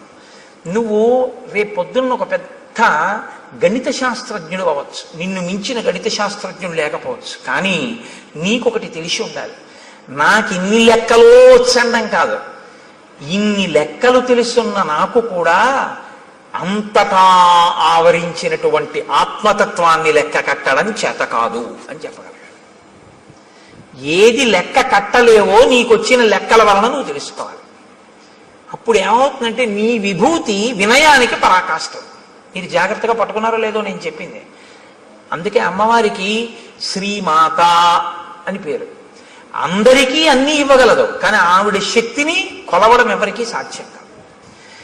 ఏది మీరు కొలుద్దామంటే మీ కొలతలకి అందదో, మీ లెక్కలకి అందేది కాదో అందక వేదమంతటిది కూడా ఇంకింతకన్నా నాకు చెప్పడం చేత కాదని అలా చెప్పి ఊరుకుందో అది లెక్కలకు అందని పెద్ద లెక్క అని తెలుసుకోవడం లెక్కలు బాగా వచ్చానన్న వాడికి ఉండవలసిన మొదటి లక్షణం. బాగా లెక్కలు వచ్చిన వాడికి ఏం తెలియాలంటే ఇది నా లెక్కకి అందదని తెలిసి ఉండాలి. ఆ అందనిదేదో అది పరబ్రహ్మం. సహస్రశీర్షా పురుష సహస్రాక్ష సహస్రపాత్ స భూమిం విశ్వతో వృత్వా అత్యతిష్టదశాంగుళం. ఇది బాగా అర్థం అవ్వాలని గణిత శాస్త్రజ్ఞుడు అయ్యాడు. ఈ బ్రహ్మాండములన్నీ ఎంతవరకు ఉన్నాయని నువ్వు ఊహ చేస్తున్నావో, ఎందుకంటే నీ కంటికి అందవు, ఏదో నువ్వు లెక్క కట్టావు, కాంతి వేగము, శబ్ద వేగము, ధ్వని వేగము, ఇలాగా ఈ వేగంతో కొలిస్తే ఎంతవరకు ఉన్నాయని నువ్వు అనుకుంటున్నావో అంతకన్నా ఒక 10 అంగుళాల పై వరకు ఈశ్వరుడు ఉన్నాడు. నువ్వు చూపుకి ఎంత శక్తి ఉందనుకుంటున్నావు? ఒక రాడార్ పెట్టారనుకోండి సముద్రపుటొడ్డున కొండ మీద, ఆ రాడార్ తిరగడానికి ఓ లెక్క కడతారు. అది తిరుగుతున్నప్పుడు సముద్రం లోపల ఉన్న ఓడలకి ఇక్కడ నౌకాశ్రయం ఉన్నది అన్న సూచన తెలియడం కోసం ఇక్కడి నుంచి ఇక్కడ వరకు ఇలా తిరగాలి అని. మీరు విశాఖపట్నం లాంటి ఊళ్ళకి వెడితే రాత్రి వేళ కొండ నుంచి ఒక్కసారి ఆకాశంలో అలా తిరుగుతుంటుంది ఆ లైట్ హౌస్. దానికి ఒక లెక్క కడతారు. అమ్మవారి కన్ను ఇక్కడి నుంచి ఇక్కడికి ఇలా తిప్పితే ఎంత దూరం వెడుతుంది మీరు లెక్క పెట్టండి. ఇది గణిత శాస్త్రజ్ఞుడు అంటే. శంకరాచార్యులు వారు పెద్ద గణిత శాస్త్రజ్ఞుడు. ఎందుకో తెలుసా అండి? ఎంత వెడుతుందో ఆయన చెప్పలేదు. దృశా ద్రాఘీయస్యాదరదళిత నీలోత్పల రుచా అన్నారు. అమ్మా, ఈ బ్రహ్మాండములు ఎంతవరకు ఇటుపక్కకున్నాయో అంతకన్నా దాటి వెడుతుందన్నారు. అంతే తప్ప ఈ బ్రహ్మాండముల వరకు చూస్తాం లేదు ఆయన. అలా అయితే లెక్క అందింది అమ్మవారి చూపుది. నీ లెక్కకి అందకపోతేనే నీ వినయం, నీవు నేర్చుకున్న జ్ఞానానికి సార్థకత. నీకు అందనిదోటి ఉందని చెప్పడం. కాబట్టి ఈ కంపారిటివ్ డిగ్రీ, ఈ బ్రహ్మాండములు ఎంత ఉన్నాయో అంతకన్నా ఎక్కువ అయి ఉన్నది నీ చూపు. అంత ఎక్కువ వరకు దాన్ని దాటి పడుతుంది ఆ చూపు, లైట్ హౌస్ పడినట్టు. కాబట్టి దృశా ద్రాఘీయస్యాదరదళిత నీలోత్పల రుచా దవీయాంసం దీనం స్నపయ కృపయా మమపి శివే. అది శంకర భగవత్పాదులంటే.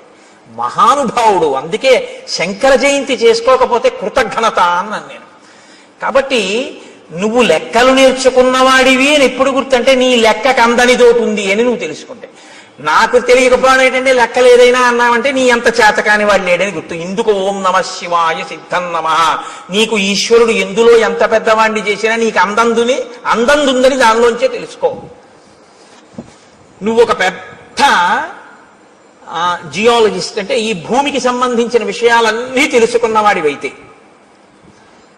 ఎవడు తన గుప్పిళ్లతో ఇసుక పోసి ఇంతంత పర్వతాల్ని, ఇన్ని ఎడారుల్ని, ఇంత సస్యశ్యామలమైన నదీ తీరాల్ని, ఈ పచ్చగడ్డితో కూడుకున్నటువంటి పంట పొలాల్ని, ఆ తరువాత పెద్ద పెద్ద ఆ బీడు భూముల్ని, ఒక పక్క కొండల్ని, ఒక పక్క నదుల్ని, ఒక పక్క సముద్రాల్ని ఎవడు తీసుకొచ్చి సృష్టించాడు? ఎవడి ఆజ్ఞకి సముద్రం చెలియలి కట్ట దగ్గర ఆగిపోతోంది అని నాకు ప్రపంచపటం అంతా తెలుసండి. మీరు ఇలా పిన్ పెట్టండి, నేను ఆ దేశం ఏమిటో నగరం ఏమిటో చెప్తానందరూ మీకు తెలిసి ఉండడం కాదు. ఇవన్నీ సృష్టించిన వాడు ఎవరో మాత్రం నేను తెలుసుకోలేకపోయాను, వాడికి నమస్కారం అని నువ్వు అనగలిగితే నువ్వు బాగా భౌగోళిక శాస్త్రం నేర్చుకున్నవాడు. ఒకడు గొప్ప సంగీత విద్వాంసుడు ఎప్పుడంటే సంభావనిస్తే గంటన్నర కచేరీ చేసినవాడు కాడు. ఎవడు నాదోపాసన చేశాడో, ఎవరు ఆ లోపల నుంచి వచ్చినటువంటి నాదాన్ని వింటున్నాడో, ఎక్కడ నుంచి అది కదులుతోందో ముందు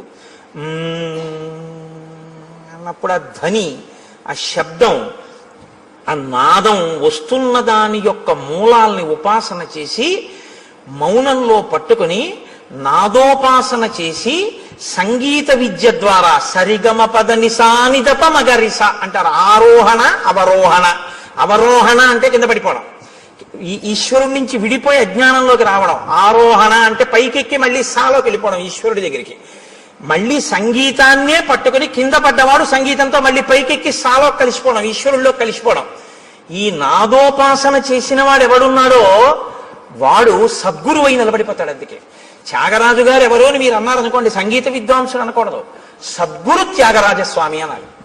శ్యామశాస్త్రి గారు ఎవరో అన్నారనుకోండి, సద్గురు శ్యామశాస్త్రి అనవలసి ఉంటుంది. అలాగే దీక్షితుడు వారు ఎవరో అని మీరు అన్నారనుకోండి, సద్గురు దీక్షితుడు వారు అనవలసి ఉంటుంది. వారు సద్గురువులు. ఎందుకంటే వారు నాదోపాసన చేసి నాదోపాసన ద్వారా బ్రహ్మమును చేరిపోయారు వారు. ఇప్పుడు వారి సంగీతం ఎందుకు పనికొచ్చిందంటే ఎవరు మనకి సంభావన ఇస్తారు, కచేరీకి వెడదాం, డబ్బులు తెచ్చుకుందాం అనడానికి పనికి రాలేదు. అంటే అలా వెళ్ళడం తప్పని నేనేమంటలేదు. కానీ అది ఎందుకు పనికి రావాలి అంటే నాదోపాసన అన్నది ఈశ్వరుణ్ణి చేరడానికి పనికి రావాలి. ఇప్పుడు అలా పనికొచ్చింది అనుకోండి, మీకు అలా పనికొచ్చినటువంటి ఉత్తర క్షణంలో ఈశ్వరుడు మీకు ఇచ్చిన విభూతి మీకు అందని దాన్ని అందుకోవడానికి పనికొచ్చేదే తప్ప అమ్ముకోవడానికి పనికొచ్చేది కాదు. మీకు ఒక కవనం వచ్చనుకోండి, మీకు గొప్పగా ఒక పద్యం చెప్పడం వచ్చనుకోండి, అది ఈశ్వరుడు గురించి చెప్పగలగాలి, 10 మందికి పనికొచ్చేది చెప్పాలి. అందుకే హరినామస్తుతి చేయు కావ్యము సువర్ణాంభోజి హంసావళి సురుజిభ్రాజితమై మానస సరస్ఫూర్తిని వెలుంగొందు అంటారు పోతన గారు. హరినామమును చెప్పినటువంటి సాహిత్యం ఏదుందో అది మానస సరోవరం. ప్రజ్ఞ ఉంది కదా అని పనికి మాలిన కవిత్వాలన్నీ చెప్పాడనుకోండి, కాలగర్భంలో నశించిపోతాయి, ఇంకోటి సమయాన్ని పాడు చేస్తే అంతే. అప్పుడు ఎందుకు పనికొచ్చింది? భ్రష్టత్వానికి పనికొచ్చింది ఆ కవిత్వం. దానివల్ల ఉపయోగం ఏమైనా ఉంటుందా అంటే నక్కీరుడి అహంకారంలో ఉంటుందంతే ఆ కవిత్వం. కాబట్టి ఏది నీ యందు బాగా ప్రకాశించిందో దాన్ని బాగా పట్టుకుని నాకు ఇది తెలియదు, ఆ తెలియనిదేదో ఇది తెలియదని తెలుసుకోవడానికి నాకు తెలుసున్నది పనికొచ్చింది అన్నవాడెవడో వాడు విద్వాంసుడు, వాడు పండితుడు. పండితుడు అన్న మాట ఎవరికి వర్తిస్తుందో తెలుసా అండి? పద్యాలు చెప్పేవాడికి కాదు. పండాహ అంటే జ్ఞానం. ఈశ్వరుణ్ణి నమ్మి ప్రతిరోజు భక్తితో అనుష్ఠించి నడిచేవాడెవరో ఆయనకి పండితుడని పేరు. అందుకే పోతన గారు సహజ పండితుడు అంటారు. కాబట్టి ఈ స్థితిని ఒరే నాన్న నువ్వు పొందాలి తప్ప నువ్వు ఏదో ఒక పెద్ద ఇంజనీరువై లంచాలు పుచ్చుకుని 3వ రోజు పడిపోయే బ్రిడ్జి కట్టకూడదు. నువ్వు ఒక పెద్ద గణిత శాస్త్రజ్ఞుడివై నాకు అన్నీ తెలిసిన అహంకరించి మట్టిలో కలిసిపోకూడదు.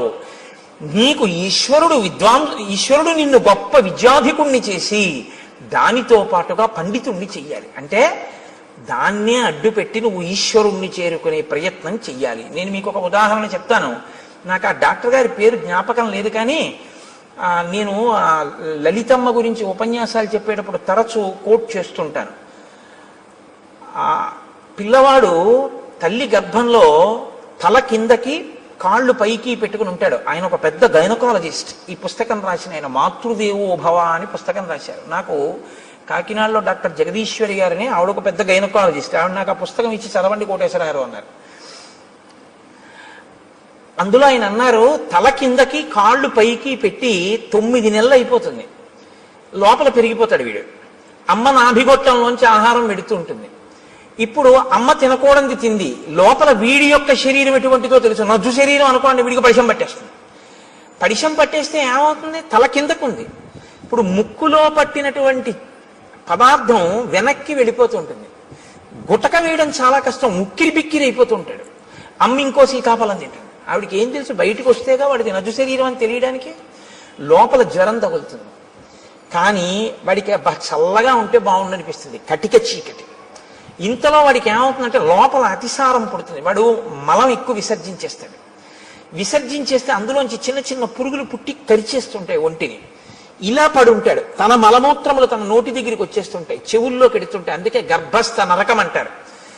నవమాసంబులు తల్లి గర్భమున నానారోతలంచిక్కి నాకు అవకాశం విషుమంతలేకపడి హాకష్టముల్ భీతితో నవమాసంబు ఘటిల్లే చాలునాకా గర్భవాసంబు నివసింపన్ పని తీర్చి కావుమికనన్ని సత్కృపన్ శంకర అంటారు. అప్పుడు ఈశ్వరుణ్ణి ప్రార్థిస్తాడు, నేను ఉండలేకపోతున్నాను ఈశ్వర, ఒక్కసారి ఈ శరీరంతో బయటికి వెళ్ళని, దీంతోటే నేను సేవించుకుని నీలో కలిసిపోతానంటాడు. ఈశ్వరుడు ఏం చేస్తాడంటే ప్రసూతి వాయు రూపంలో తల్లి యోనిలోంచి పైకి తోసేస్తాడు. ఇప్పుడు వచ్చి బయటపడతాడు. బయట పడగానే కటిక చీకట్లోంచి ఒక్కసారి పెద్ద వెలుతురులోకి వస్తాడు. ఇప్పటి వరకు తానేమి చూడలేదు. అంతంత ప్రాణులు ముక్కుకి గుడ్డ కట్టుకుని డాక్టర్ గారు, అమ్మ, పెద్ద కడుపు, ఎవరెవరో మనుషులు, పెద్ద పెద్ద దీపాలు, గోడలు. వాడి ఇంటి కన్ను ఇలా విప్పి చూసేటప్పటికి ఆ వెలుతురు తట్టుకోలేక, వాతావరణాన్ని తట్టుకోలేక ఉత్తర క్షణంలో వాడి హృదయ స్పందన ఆగిపోతుంది. వాడి ఊపిరితిత్తులు ఇలా ఇలా ఇలా ఇలా అంటున్నవి ఇలా అయిపోతాయి. జీర్ణ వ్యవస్థ ఇలా సంకోచించిపోయి వాడి శరీరంలో ఉన్న మలమంతా గడ్డకట్టి వాడి ప్రాణోత్క్రమణం అయ్యే స్థితి వస్తుంది. వస్తే ప్రపంచంలో ఇప్పటి వరకు ఎక్కడా తయారు కానటువంటి పదార్థం, నా కడుపున పుట్టిన బిడ్డ అని అమ్మవాడిని చూసుకుని మురిసిపోతుంది. అమ్మ మురిసిపోయి తన స్తన్యాన్ని తీసి వాడి నోట్లో పెట్టగానే ఎలా ఊరుతుందో ప్రపంచంలో ఎవ్వరికీ తెలియదు. కోలోస్ట్రమ్ అనబడేటటువంటి ఒక పసుపచ్చటి జిగురు పదార్థం అమ్మ స్తన్యంలోంచి కొడుకు నోట్లోకి ఎడుతుంది. దాన్ని చప్పరిస్తాడు అంతే. ఊపిరితిత్తులు పనిచేసి, గుండె పనిచేసి, జీర్ణావయం పనిచేసి నల్లటి మలం విసర్జించగలిగిన శక్తి వస్తుంది. వచ్చి పిల్లాడు బతుకుతాడు. పిల్లాడు బ్రతకడానికి కావలసినటువంటి ఆ కోలోస్ట్రమ్ అనబడేటటువంటి పసుపచ్చటి పదార్థం పిల్లవాడు కాని పిల్ల కాని పుట్టగానే వాణ్ణి చూసుకోగానే నా బిడ్డ అన్న ఆనందం కలగగానే మాతృత్వపు ఆనందపు అంచుల వలన అమ్మ శరీరంలో ఉత్పత్తి అయి స్తన్యంలోంచి స్రవింపబడేటటువంటి పదార్థాన్ని నేను సాక్షాత్ జగన్మాతగా చూస్తున్నాను. ఆ కోలోస్ట్రం వల్ల ఈ లోకంలో ఇన్ని ప్రాణులు పుట్టి బతుకుతున్నాయి. నేను నేర్చుకున్న గైనకాలజీతో నేను తెలుసుకున్నది ఏమిటంటే ఆ కోలోస్ట్రం అన్న పదార్థంలో అమ్మవారు ఉంది అని రాసుకున్నాడు ఆయన ఆ పుస్తకంలో. ఇది ఆ డాక్టర్ గారి ధన్యతకి కారణం. తను చదువుకున్న గైనకాలజీ ఎందుకు పనికొచ్చిందంటే ఈశ్వరుణ్ణి తెలుసుకోవడానికి. ఈ ప్రాణులను మేము కాదు ఆపరేట్ చేస్తున్నది. ఇన్నాళ్ళకి ఒక పిల్లవాడు పుట్టాడు అంటే ఆ పిల్లవాడిని లోపల ఉంచినవాడు, పైకి తెచ్చినవాడు, బతికించినవాడు ఆ తల్లి జగన్మాత, ఆ పరాశక్తి. ఆ పరాశక్తి అమ్మ రూపంలో వచ్చి బతికించింది అని తను తెలుసుకుని నమస్కరించిన వాడున్నాడే వాడు విద్వాంసుడు, వాడు పండితుడు. అందుకు పనికొచ్చింది ఆయన చదువు. ఆవిడ ప్రసవ వేదనతో అక్కడ కొట్టుమిట్టి ఆడిపోతుంటే డబ్బట్టుకొస్తే తప్ప ఆపరేషన్ చేయనన్న డాక్టరు దౌర్భాగ్యుడు. వాడి చదువు ఎందుకు పనికొచ్చినట్టు? ఏం భయమా? రామాయణం చెప్పడానికి భయం ఏంటండి? నేను రామాయణం చెప్తున్నాను కదా. కాబట్టి నీ కొడుకు అలా కాకూడదు, నీ కూతురు అలా కాకూడదు అనుకుంటే ఒక్క డాక్టర్ బాబుని కోరుకోకు. ఈ తత్వం తెలుసుకుని ఈశ్వరుడి యొక్క అనుగ్రహాన్ని చూసి ఇంకొక పిల్లాన్ని నేను అలా దర్శనం చేస్తున్నానని అర్ధరాత్రి కూడా సంతోషంగా వచ్చి 5 పైసలు అక్కర్లేదమ్మా, నీ మాతృత్వం చాలు నాకు పరాశక్తి దర్శనమని పురుడు పోయగలిగినటువంటి డాక్టర్ కావాలని కోరుకుని రాయించు పలకలో. అందుకని ఏది చదవాలన్నా ఓం నమ శివాయ సిద్ధం నమః, మంగళప్రదమైన చదువు కావాలి అని మనం కోరుకుంటాం. లేకపోతే ఏమవుతుందో తెలుసా అండి? దీని రెండో కోణం అహంకారం. ప్రతిదానికి అహంకారమే. ప్రతి చిన్న విషయానికి అహంకరించడానికి ఏదైనా కనపడుతుంది. అహంకారం పోగొట్టుకోవడానికి ఏమీ ఉండదు. నేనెంతటి వాడినండి అనడం చాలా కష్టం. నేను ఇంతటి వాడినండి అనడానికి ఏదో ఒకటి చెప్పచ్చు కదండి. ఏదో ఒకటి చెప్పచ్చు ఇంతటి వాడిని అనడానికి. ఈ హోమస్య శక్రస్య సూర్యస్య చ యథావపుః, అటువంటి అందమైన శరీరం ఉన్నవాణ్ణి, అంత అందమైన శరీరం ఈశ్వరుడిస్తే ఇలా ఎందుకు అయ్యావు? అలా అందంగా నువ్వు కనబడితే చాలు ఎదుటివాడి కంటికి కలిగినటువంటి బాధ తీరుతుంది. నిన్ను చూస్తే చాలా ఎంత అందంగా ఉన్నాడు అని. కానీ ఆయన ఏం చేసేవాడంటే చాలా చిత్ర విచిత్రమైన భయంకరమైనటువంటి వేషములలోకి మారేవాడు. కామరూపి కాబట్టి ఎవరూ ఊహించనంత ఘోరాతి ఘోరమైన రూపాన్ని తాను తీసుకుని ఈశ్వరుడిచ్చిన అందమైన రూపాన్ని వదిలిపెట్టి ఘోర రూపాలతో అరణ్యంలో ప్రాణులకు అకస్మాత్తుగా కనపడి వాళ్ళు భయపడిపోయి విహ్వలులై పడిపోతే, మరణిస్తే, బాధపడితే తను సంతోషించేవాడు. ఇది రాక్షస ప్రవృత్తి. పైకి అందం ఉండడం గొప్ప కాదు, లోపల అందం ఉండడం గొప్ప. పైకి అందం లేకపోవడం తప్పు కాదు, లోపల అందం ఉండడం గొప్ప. నా మాట బాగా పట్టుకున్నారో లేదో మీరు? యథాలాపంగా తీసుకున్నారో? పైకి అందం ఉండడం కాదు గొప్ప, లోపల అందం ఉండడం గొప్ప. పైకి అందం ఉండకపోవడం గొప్ప తప్పు కాదు, లోపల అందం ఉండడమే గొప్ప. చంద్రశేఖర పరమాచార్య స్వామి వారు ఇలా వెళ్ళిపోతున్నారు అనుకోండి, ఏమిటి ఆయన లోటో షూ వేసుకుంటారా, లేకపోతే విమల్ సూట్ వేసుకుంటారా, లేకపోతే ఆయన పెద్ద టై కట్టుకుంటారా, లేకపోతే ఫెయిర్ అండ్ లవ్లీ రాసుకుంటారా? ఆయన ఏముండవు. పాదచారి ఓ కాషాయ వస్త్రం కట్టుకుని ఇలా తలమించి వేసుకుని, ఇంత విభూతి పుండ్రాలు పెట్టుకుని, ఇంత బొట్టది కూడా గుండ్రంగా కూడా ఉండదు, అద్దుకున్నట్టు పెట్టేసుకుని, చేతిలో ఓ సత్యదండం పట్టుకుని, ఆయన ఓ కమండలం పట్టుకుని గబ్బ గబ్బ గబ్బ గబ్బ నడిచి వెళ్ళిపోతుంటాడు. ఇప్పుడు నేను ఇలా చెప్తుంటే ఆయన ఇలా వచ్చారనుకోండి, అకస్మాత్తుగా ఉంటుందా నా రామాయణ ప్రసంగం? లేచి గభాలను ఒక్కసారి స్వర్ణదండం పడ్డట్టు దెబ్బ తగిలితే తర్వాత చూద్దామని కింద పడిపోతానంతే. మీరంతే లేచి సభంతా కింద పడిపోతుంది. ఏ అందం చూసి గౌరవించారు? అందం కాదు, లోకాన్నంతటినీ రక్షించడం కోసం ఆయన చేసినటువంటి ప్రయత్నం. శంకరాచార్యుల వారి తర్వాత ఆసేతు హిమాచల పర్యంతం తిరిగి జ్ఞానబోధ చేసిన మహాపురుషుడైన కారణం చేత.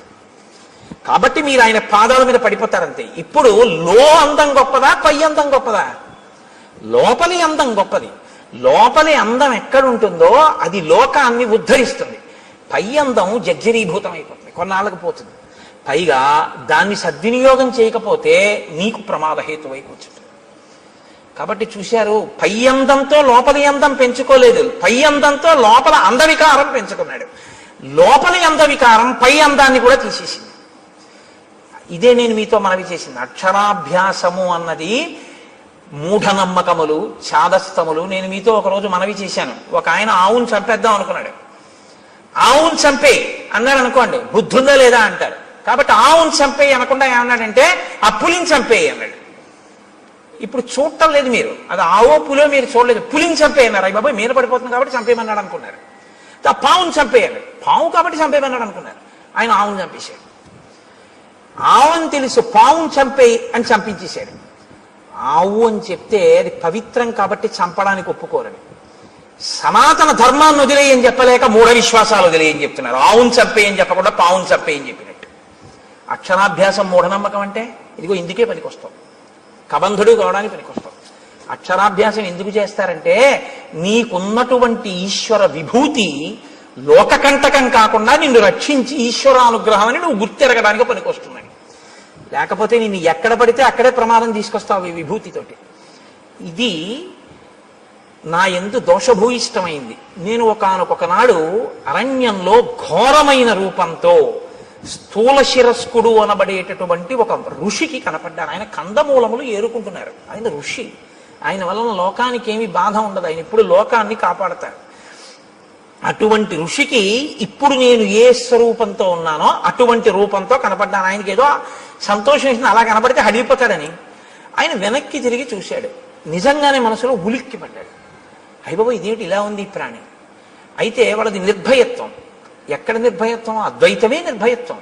రెండోది ఉందంటే భయం, ఉన్నదొక్కటే అంటే భయం ఏమిటి? ఇంకా భయపడడానికి ఏముంటుంది? అదే అద్వైతం. కాబట్టి ఆయన వెంటనే ఏమన్నాడంటే శాపవాక్కుని విడిచిపెట్టాడు. ఏతదేవ నృశంసంతే రూపమస్తు విగర్హితం. నీకు ఇటువంటి నింద్యమైనటువంటి రూపం కావాలనుకున్నావు. నృశంసం విగర్హితం, క్రూరమైన నింద్యమైన, రెండు మాటలు వేశాడు. ఈ రూపం ఎలా ఉంది? నింద్యంగా ఉంది, చూడ్డానికి అసహించుకునేటట్టుంది, ఘోరంగా ఉంది. చేతులు ఒక్కటి ఉండి ఏమిటి ఆ స్వరూపం ఏమిటి, ఆ కనపడడం ఏమిటి? అప్పటికి తలకాయ ఉంది ఆయనకి ఇంకా. కాబట్టి నువ్వు ఇలాగే అరణ్యంలో పడి ఉండు అన్నాడు. ఇప్పుడు అసలు ఉన్న అందం పోయింది. ఇప్పుడు ఏం చేశాడు?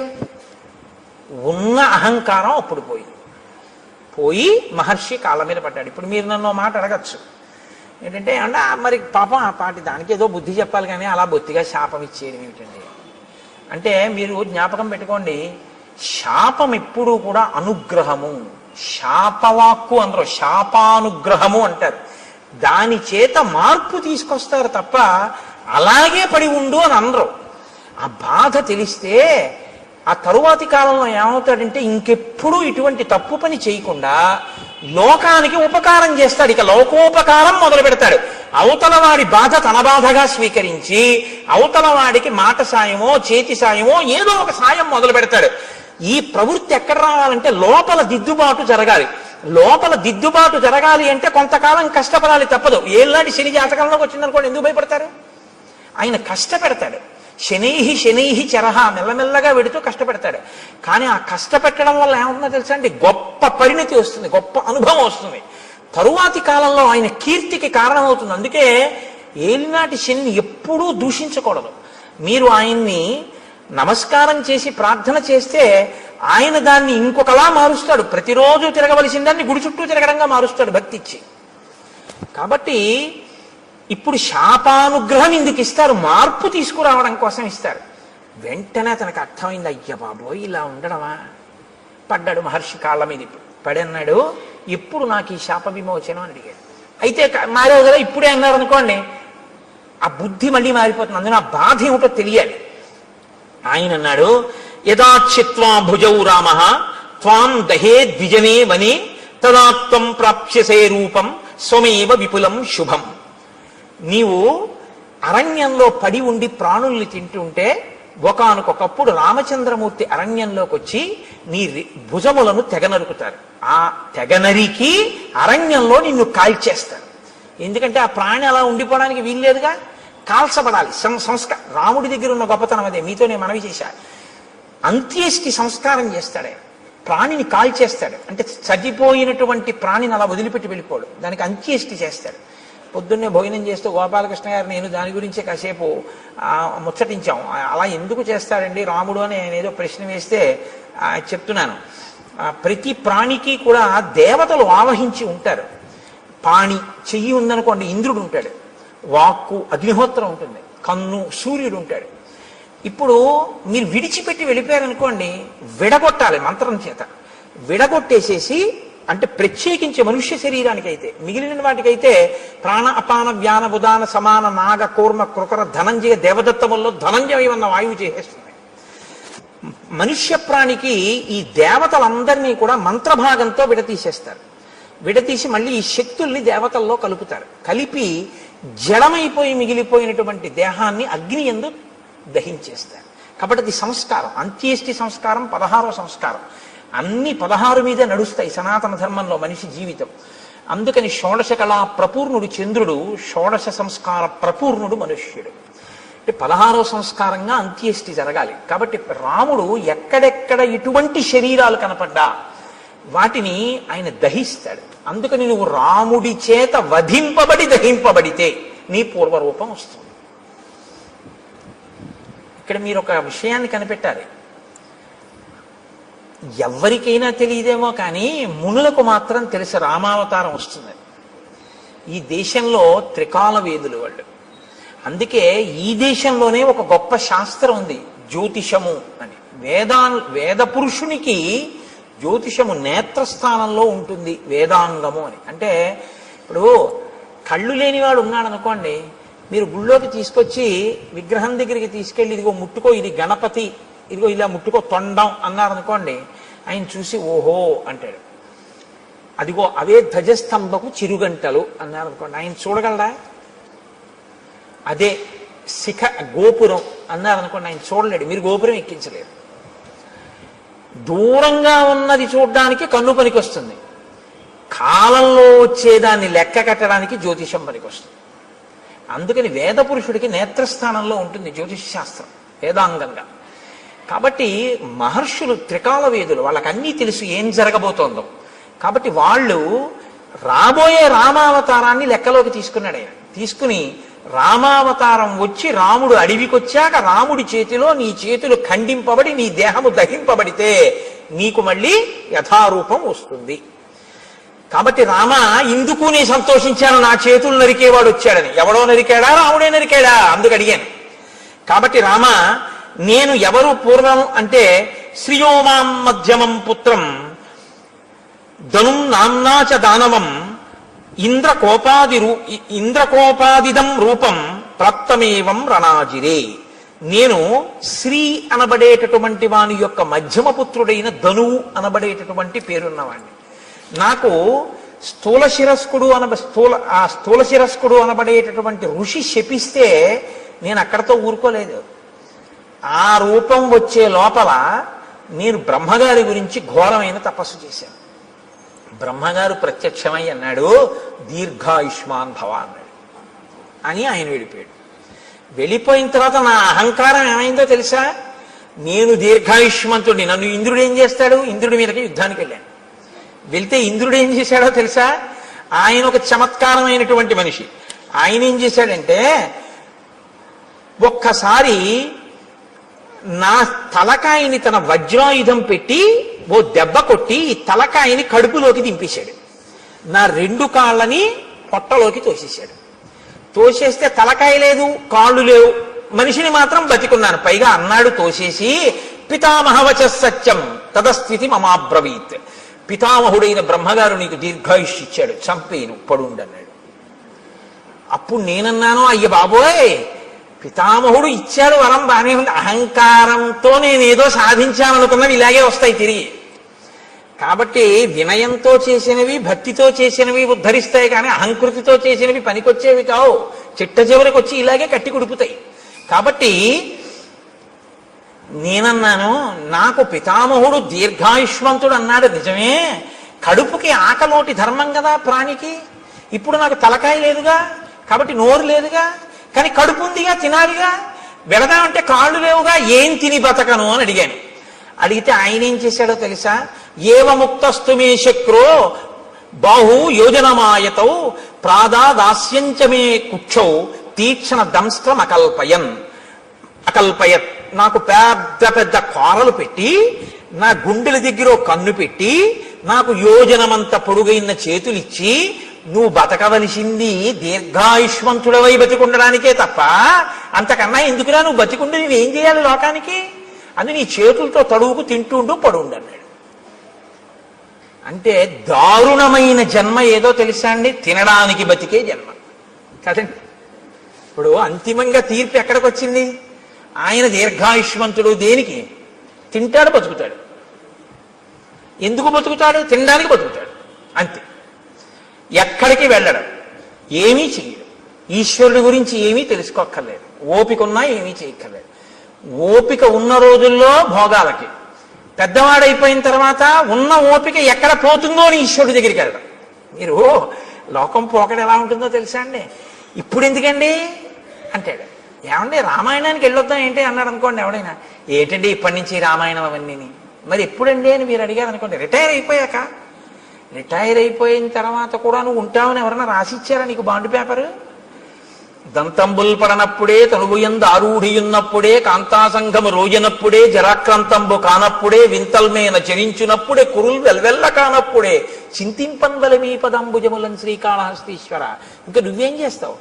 60 ఏళ్ళు వచ్చేసి రిటైర్ అయిపోయిన తర్వాత అప్పుడు పూజపీఠ మీదకి వెళ్ళి కూర్చుని ఆ చెమ్యా అంటే నీకు తెలియదు. ఓ గుళ్ళోకి వెళ్ళి మంత్రపుష్పానికి ముందు నీళ్లు వస్తే తీర్థం కింద గుచ్చేసుకుంటూ ఉంటాడు లోపలికి. ఎందుకంటే మంత్రపుష్పం ముందు చేయగడుక్కోమని వేశారు చేతిలో, ఆయనకి తెలియదు. అప్పుడు మళ్ళీ అర్చక స్వామి అయ్యో అయ్యో తాగేకండి అయ్యాలాగా తీర్థం గారు చేయగడుక్కోండి అంటే అప్పుడు ఆ చేతి నీళ్లు తీసుకెళ్ళి ఆయన పళ్ళల్లోనే కడిగేస్తాడు. అంటే అదో వాష్ బేసిన్ అనుకుంటాడు. అమ్మ బాబు నా అదృష్టం రా, ఇలాంటి భక్తుడు వచ్చాడు ఇవ్వాలని ఆయన అనుకోవాలి. లేరని మీరు అనుకుంటున్నారా? ఎక్కడిది ఈ అజ్ఞానం? ఓపికండగా ఆర్జించడానికి తినడానికి తప్ప ఈశ్వరుడు గురించి తెలుసుకోవడానికి పనికి రాలేదు. ఒక్కొక్కడి జీవితం అసలు అలాగే తెల్లారు. అసలు ఎప్పుడు దేనికి అంటే తినడం.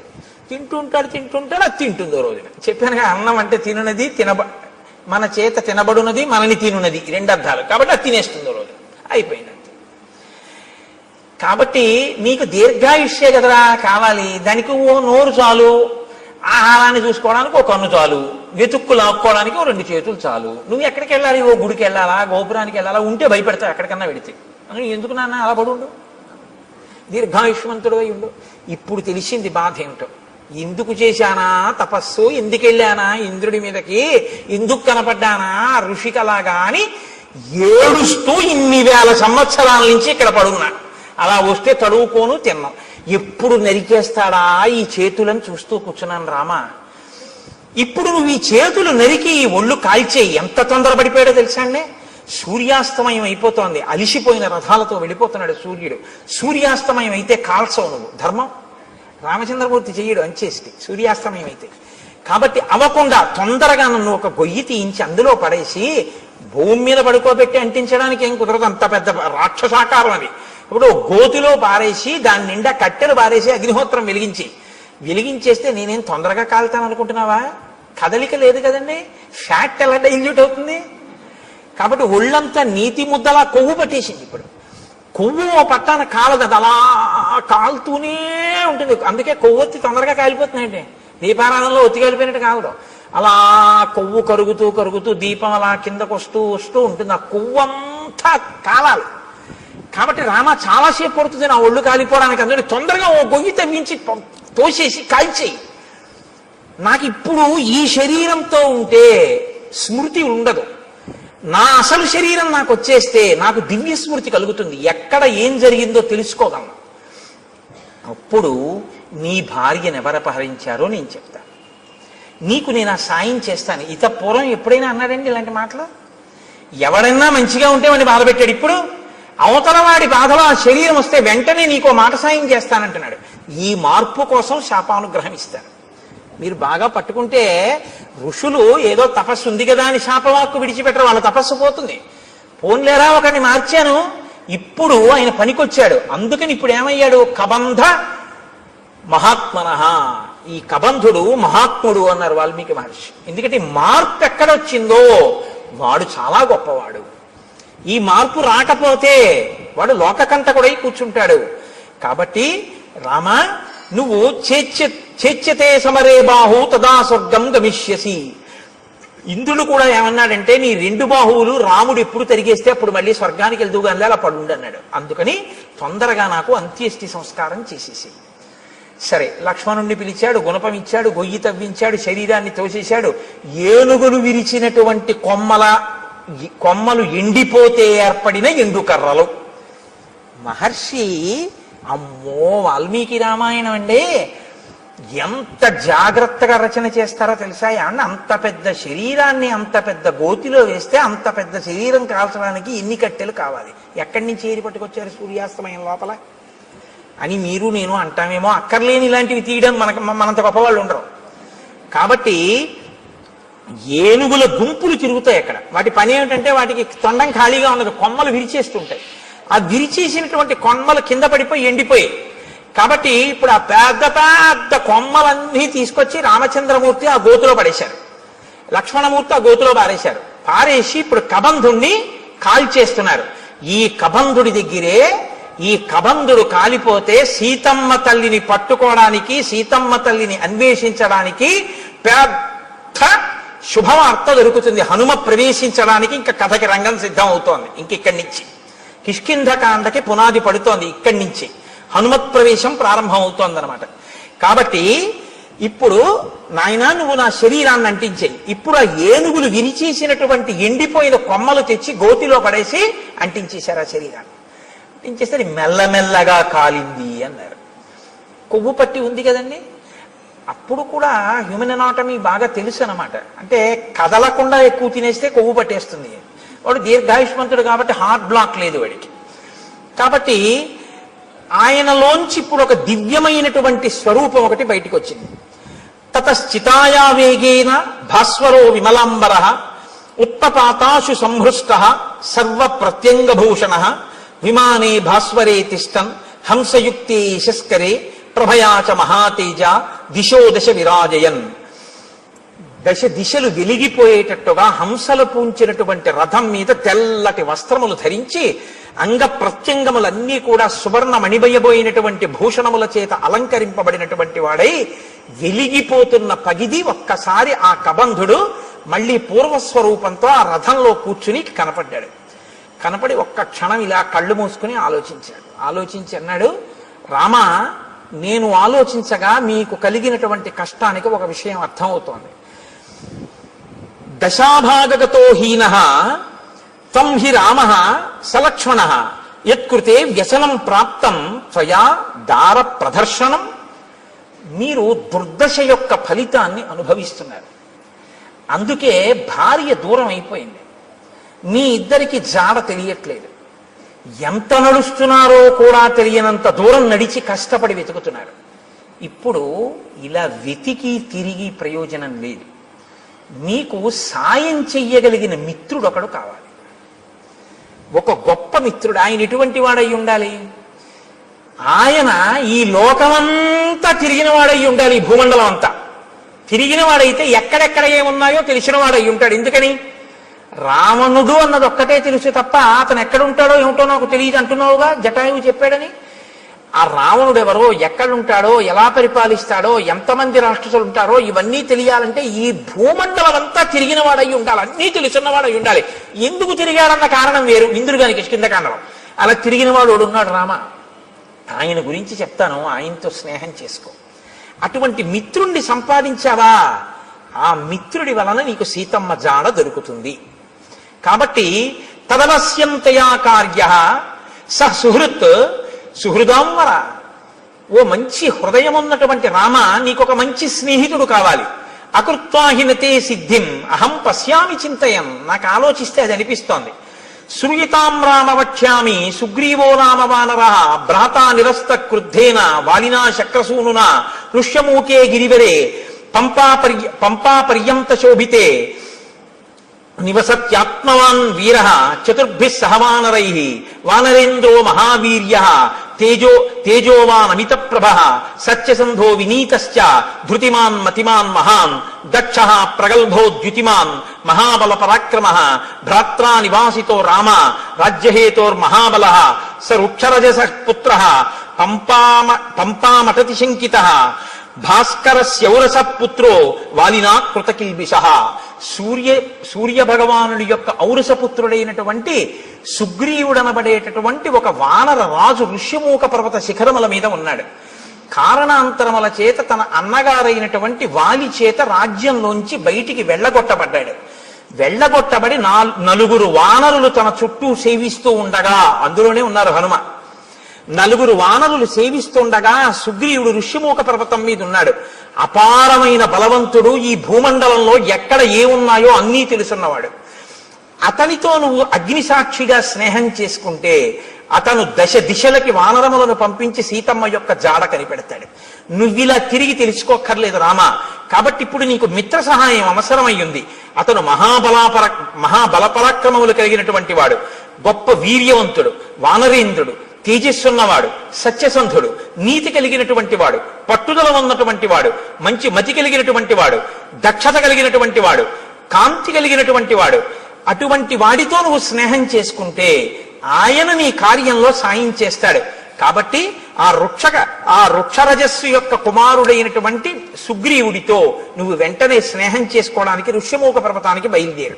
ఆ ఋష్యమూక పర్వతం ఎక్కడుంది అంటావేమో, నీకు దారి చెప్తాను చూడు.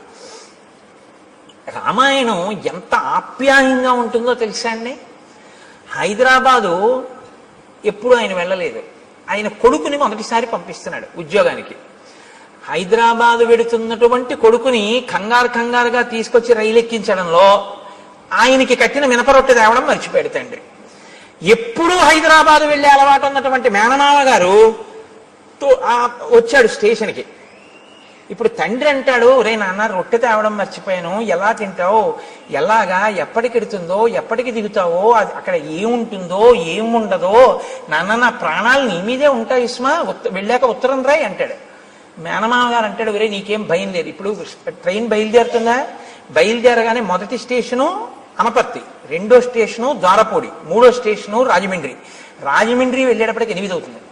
8 గంటలకి నువ్వు రాజమండ్రి రైల్వే స్టేషన్లో కిందకి దిగితే అక్కడ 10 నిమిషాలు ఆగుతుంది. దిగి నువ్వు చూస్తే అక్కడే మంచి అరటిపళ్ళు, చాలా చక్కటి రొట్టెలు అన్ని అమ్ముతూ ఉంటారు. కాబట్టి నువ్వు అక్కడ నీకు కావలసిన 2 ఇడ్లీ 2 అరటిపళ్ళు అవి కొనుక్కొని చక్కగా అవి తినేసి మళ్ళీ రైలు ఎక్కి కూర్చుంటే 10 నిమిషాల కన్నా ఆగదు, గబగబా కొనేసుకో. రైల్లో కూర్చుని తినేసి మంచినీళ్ళు తాగేసి వాటర్ బాటిల్ మర్చిపోకు, ఎక్కిళ్ళు వస్తాయి. వాటర్ బాటిల్ కొనుక్కుంటే ఎక్కి పడుకున్నావు అంటే హాయిగా తెల్లవారేటప్పటికి 6 హైదరాబాద్ వెళ్ళిపోతాం అంటారు. తెలుసున్నవాడు చెప్పేటప్పుడు రాజమండ్రి వస్తుంది, ద్వారపూడి వస్తుందని చెప్పడు. ఎక్కడ ఏం తినాలో, ఏం తాగాలో, ఎలా పడుకోవాలో, ఎలా వెళ్ళాలో ఎందుకు చెప్తాడంటే ఆత్మీయత అందులో కలిసిపోయి ఉంది. కలిసిపోయి ఉండడంలో అలా చెప్తాడు. కాబట్టి ఇప్పుడు చూడండి, నిజంగా మాట్లాడడంలో వాల్మీకి మహర్షి మాట్లాడించడంలో అందం చూడండి, ఇందుకుని మహాత్ముడయ్యాడు.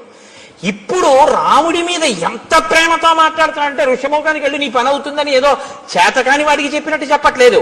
ఉపకారం చేయడంలో అంత శ్రద్ధతో చేస్తున్నాడు. మహానుభావుడి వల్ల నేను మళ్ళీ పునర్జన్మ పొందానని సంతోషిస్తున్నాడు. నాయన రామ, నువ్వు లక్ష్మణ సహితుడవై పశ్చిమ దిశగా ఇదే మార్గంలో వెడితే బోలెడన్ని చెట్లు కనపడతాయి. నేరేడు, మోరటి, పనస, జువ్వి, మర్రి, తుమ్మిక, రావి, కొండగోగు, మామిడి, చండ్ర, పొన్న, ఎర్రగోరుంట, కానుగ, నల్లవి, అశోక వృక్షాలు, కడిమి చెట్లు, గన్నేరు చెట్లు, నల్లజీడి చెట్లు, అశోక వృక్షాలు, ఎర్రచందన చెట్లు, దేవదారు వృక్షాలు అన్నీ కనపడతాయి. ఎందుకు ఇవన్నీ? ఆప్యాయత కలిగిన మేనమామ చెప్పినట్టు చెప్పడం. వీటికి మంచి మంచి పళ్ళు ఉంటాయి. లక్ష్మణుడు ఎక్కి కోసి నీకు తెచ్చి పెట్టచ్చు, లేదా కొమ్మలు ఉంచినా కూడా అందుతాయి. అంటే కింద కొమ్మలకు కూడా అన్ని పళ్ళుంటే ఆ పళ్ళు ఎవరు కొయ్యరు. ఎంత వివరంగా మాట్లాడతాడో చూడండి. అక్కడే ఉంటుంది క్యాంటీన్. ఒకవేళ క్యాంటీన్ ఏ కారణం చేతనైనా మూసేసి ఉంటే నువ్వు కంగారు పడకవు, ఇటువైపు కట్టేస్తారు. కానీ అదే టైంలో టిఫిన్ ఎక్కువ తినేవాళ్ళు అవతల ప్లాట్ఫామ్ మీదకి వస్తారు, ఇటు చెక్కలతో క్లోజ్ చేసి అటువైపు అమ్ముతుంటాడు, అటువైపు వెళ్ళు అని చెప్తాడు. చూసారా మా మేనమామ అలా చెప్తాడు చెప్పేటప్పుడు. మీరు ఆ శ్లోకాలలో అవతలాడి ఆప్యాయత చూడాలి ఆ చెప్పడంలో. ఎంత గొప్ప రచనండి మహర్షిది. కాబట్టి లక్ష్మణుడు కొమ్మలు ఉంచి పళ్ళు కొయ్యొచ్చు, తేనె పట్ల నుంచి తేనె కారుతుంటుంది. రామ అవి మీరు తినచ్చు. అది దాటి మీరు వెడితే అక్కడ మీకు ఒక చిక్కటి వనం కనపడుతుంది. అంటే చిక్కటి వనం, చక్కటి వనం, బాగా చెట్లు దగ్గరగా ఉంటాయి. అవన్నీ పూలతో పళ్లతో నిండిపోయి ఉంటాయి. సర్వకామ ఫలాహ వృక్షా పాదపాస్తు మధుశ్రమా సర్వే చ ఋతవస్తత్ర వనే చైత్రరథేయధ. చైత్రరథం అంటే ఎప్పుడు అన్ని ఋతువులు ఉంటేదాన్ని చైత్రరథం అంటారు. అన్ని ఋతువులు ఉన్నట్టే అక్కడ ఎప్పుడు పళ్లతో, తేనె పట్లతో, పువ్వులతో ఆ చెట్లన్నీ శోభాయమానంగా ఉంటాయి. అక్కడ చక్కగా మీరు తేనె తాగొచ్చు, పళ్ళు తినచ్చు. అది దాటి వెళ్ళిన తరువాత మీరు పంపా సరోవర తీరానికి వెడతారు. రామ పంపా సరోవర తీరంలో ఒడ్డున ఎక్కడా కూడా అసలు గులకరాళ్ళు ఉండవు. సాధారణంగా నది ఒడ్డున అన్ని చోట్ల గులకరాళ్ళు ఉంటాయి. గులకరాళ్ళు ఉంటే ఏమిటి అని మీరు అడగచ్చు. రాముడు పాదుకలు లేకుండా నడుస్తున్నాడు, గులకరాళ్ళు ఉంటే గుచ్చుకుంటాయి కాళ్ళు. కాబట్టి రామ పంపానది తీరంలో గులకరాళ్ళు ఉండవు. అంటే ఆయన కాళ్ళకి గుచ్చుకునేవి లేవు. ఎంత ప్రేమో చూడండి నా చెప్పడంలో. పంపానది తీరంలో గులకరాళ్ళు ఉండవు. ఆ నీళ్లు చల్లగా ఆ అందులో పుట్టినటువంటి పద్మముల యొక్క కింజిల్కముల నుండి రాలినటువంటి పుప్పుడితో సుగంధభరితములై తీయగా చల్లగా ఉంటాయి. ఎప్పుడు స్నానం చేద్దామా, ఎప్పుడు తాగుదామా అనిపిస్తుంది. రామ అక్కడ నాచు ఉండదు. కాబట్టి నువ్వు జాగ్రత్తగా పంచె పైకి తీసి కాలు జారుతుందేమో అని చూసుకుని వెయ్యక్కర్లేదు. ఆ కింద ఉన్నటువంటి ఇసుక నీకు కనపడుతుంది. ఆ నీరు వెండి పళ్ళెంలా ఉంటుంది, అంత స్వచ్ఛంగా ఉంటుంది. మహానందిలో ఉంటుంది సరోవరం, అలా ఉంటాయి నీళ్లు. రామ నీకు ఇంకొక విషయం చెప్తున్నాను. అక్కడ అనేకమైన పక్షులు ఆ ఒడ్డును తిరుగుతుంటాయి. వాటికి ఏం భయం ఉండదు. అవి చాలా స్వేచ్ఛగా తిరుగుతుంటాయి. అవి ఎంత రుచిగా ఉంటాయో తెలుసా రామ? ఘృతపిండోపమాన్ స్థూలాంతాన్ ద్విజాన్ భక్షయిష్యథ రోహితాన్ వక్రతుండాశ్చ నడమీనాంశ్చ రాఘవ. రామ పెద్ద పెద్ద చేపలు, ముళ్ళున్నవి, రెక్కలున్నవి ఆ నదిలో తిరుగుతుంటాయి పంపా సరోవరంలో. నీతి ముద్ద ఎలా ఉంటుందో అంత కమ్మగా ఉంటాయి అక్కడ ఉన్న పక్షులు. మాంసాహారం ఉన్న వాళ్ళు ఎవరైనా ఉంటే నోరూరే ప్రయత్నంలో ఉండకండి. కాబట్టి అంత కమ్మటి రుచి కలిగినటువంటి పక్షులు ఉంటాయి.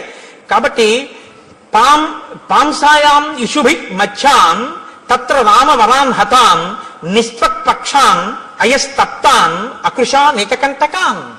ఎంత వివరంగా చెప్తాడంటే ఆ నదిలో కొన్ని పక్షులు ఆ నదిలో తిరుగుతుంటాయి. గండు మీనులు, సొర మీనులు, రొయ్యలు, చేపలు అన్ని ఆడుకుంటుంటాయి. లక్ష్మణుడు బాణంతో గుచ్చి వాటిని పైకి తీస్తాడు. తీసి అగ్నిహోత్రం మీద ఆ బాణంతో ఇలా తిప్పితే ఎర్రగా కాల్తాయి. నువ్వు అక్కడ ఒడ్డున కూర్చోరామా, కూర్చుంటే ఒక్కొక్క చేపని కాల్చి పట్టుకొస్తాడు. ఆ పక్షిని కొట్టి కాల్చి పచనం చేసి ఆ నీతి ముద్దలా ఉన్న పక్షి మాంసం తీసుకొచ్చి పెడతాడు. చక్కగా నువ్వు ఆ ఒడ్డున కూర్చుని కమ్మగా తిన్న తర్వాత దాహం వేస్తుంది. ఎందుకంటే నీతి ముద్దలా కదా ఉంటాయి. దాహం వేస్తే లక్ష్మణుడు ఏం చేస్తాడో తెలుసా? భృశం తే ఖాలతో మధ్యాన్ పంపాయాహ పుష్ప సంచయే పద్మగంధి శివం వారి సుఖశీత మనామయం ఉధృత్య సతతాక్లిష్టం రౌప్య స్ఫాటిక సన్నిభం అసౌ పుష్కరవర్ణేన లక్ష్మణ పాయిష్యతి. తామరాకులుంటాయి రామ, ఆ తామరాకులు దొప్పగా చేసి పంపా సరోవరంలోకి ఎడతాడు లక్ష్మణుడు.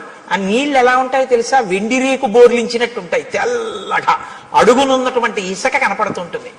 దాంట్లో బోలెడన్ని పద్మాలుంటాయి. పద్మాలకి కింజిల్కాలుంటాయి. వాటిలోంచి ఆ పుప్పుడంతా నీటి మీద పడుతుంది. అందుకని మంచి ఏదో అన్ని రకాల పదార్థాలతోటి శివాభిషేకం చేస్తే వచ్చిన తీర్థం అన్ని రుచులు కలిసి మంచి సుగంధ ద్రవ్యాలతో సువాసనతో ఎలా ఉంటుందో అలా ఉంటాయి ఆ నీళ్లు. ఆ నీళ్లు తామరాకు దొప్పతో తెచ్చి నీకు ఇస్తాడు. నువ్వు చక్కగా ఏం చేస్తావంటే తామరాకు దొప్పతో చల్లటి నీళ్లు తాగు. సాయంకాలం వేళలో నువ్వు ఆ పంపా సరోవర ప్రాంతంలో తిరుగుతుంటే జింకలు, లేళ్లు తిరుగుతుంటాయి. చెట్లన్నీ పువ్వులు ఇట్టుకున్నాయా అన్నట్టుగా పువ్వులతో శోభిస్తుంటాయి. నీకు సీతమ్మ కనపడలేదు అన్న బెంగ నీకు తీరుతుంది. రామ అక్కడ పుష్పమాలలు కొన్ని పడి ఉంటాయి. ఆ పుష్పమాలలు ఎన్ని సంవత్సరములైన వాడవు. ఎందుకో తెలుసా? నతాని కశ్చిన్ మాల్యాని తత్రారోపయితా నరః నచ వై మ్లానతాన్యాంతి నచ శీర్యంతి రాఘవ. మతంగ మహర్షి యొక్క శిష్యులు గురువు గారికి సేవ చేయడం కోసమని అక్కడికి వచ్చి దర్భలవి సేకరిస్తున్నప్పుడు వాళ్ళ శరీరానికి కలిగినటువంటి శ్రమ వలన పుట్టినటువంటి స్వేద బిందువులు నేల మీద పడి పువ్వులై దండలయ్యాయి. ఆ దండలు ఎవరూ తీసి ధరించరు. వాళ్ళ ఆ శిష్యుల యొక్క చెమట పువ్వులైంది కాబట్టి ఆ పువ్వులు సూర్యరశ్మికి వాడవు, గాలికి ఒడిలిపోవు. అవి ఎన్ని సంవత్సరములైనా అలాగే ఉంటుంటాయి. ఆ మాలలు ఎవరు ధరించరు. నువ్వు అక్కడ మతంగ మహర్షి యొక్క ఆశ్రమం కనపడుతుంది. చాలా లోపలికి వెళ్ళడం చాలా కష్టం. గొన్నేనుగులు దాని చుట్టూ తిరుగుతూ ఉంటాయి. రామ అక్కడే శబరి ఉంది ఇప్పుడు ఆ ఆశ్రమంలో. తేషాం గతానాం ఆద్యాపి దృశ్యతే పరిచారిణి శ్రమణీ శబరీనామ కాకుత్స చిరంజీవిని త్వాంతు ధర్మే స్థితా నిత్యం సర్వభూత నమస్కృతం దృష్ట్వా దేవోపమం రామ స్వర్గలోకం గమిష్యతి. నువ్వొక్కసారి ఆ ఆశ్రమంలోకి వెళ్ళి శబరిని చూస్తే శబరి నిన్ను చూసిన తరువాత స్వర్గలోకానికి వెళ్ళిపోతుంది. నీకోసమే ఎదురు చూస్తోంది. రామ అక్కడ నుంచి కొంచెం ముందుకు వెడితే ఎప్పుడు ఏనుగులు తిరుగుతూ ఉంటాయి. ఆ ఏనుగులు తిరుగుతున్నటువంటి ప్రాంతానికి లోపలే మతంగ మహర్షి చేత నిర్మింపబడిన మతంగవనము అని ప్రసిద్ధికెక్కినటువంటి ఆశ్రమం ఉంది. అక్కడే పంపా సరోవరానికి తూర్పున ఋష్యమూకము అనేటటువంటి ఒక పెద్ద పర్వతం ఉంది. ఆ పర్వతం యొక్క గొప్పతనం ఏమిటో తెలుసా రామ?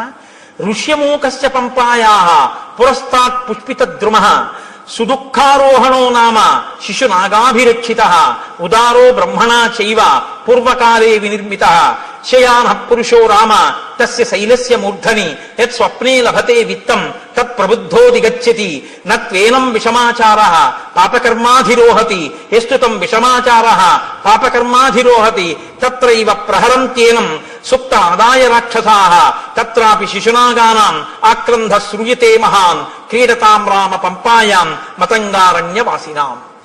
ఆ ఋష్యమూక పర్వత శిఖరములున్నాయే, ఆ శిఖరము పైకి ఎక్కడం చాలా చాలా కష్టం రామ. అందుకే ఆ శిఖరానికి పేరు ఏమని పిలుస్తారో తెలుసా? దాన్ని సుదుఃఖారోహణ శిఖరము అని పిలుస్తారు. ఎక్కడం చాలా కష్టం కాబట్టి ఆ శిఖరం మీదకి ఎవరూ ఎక్కలేరు.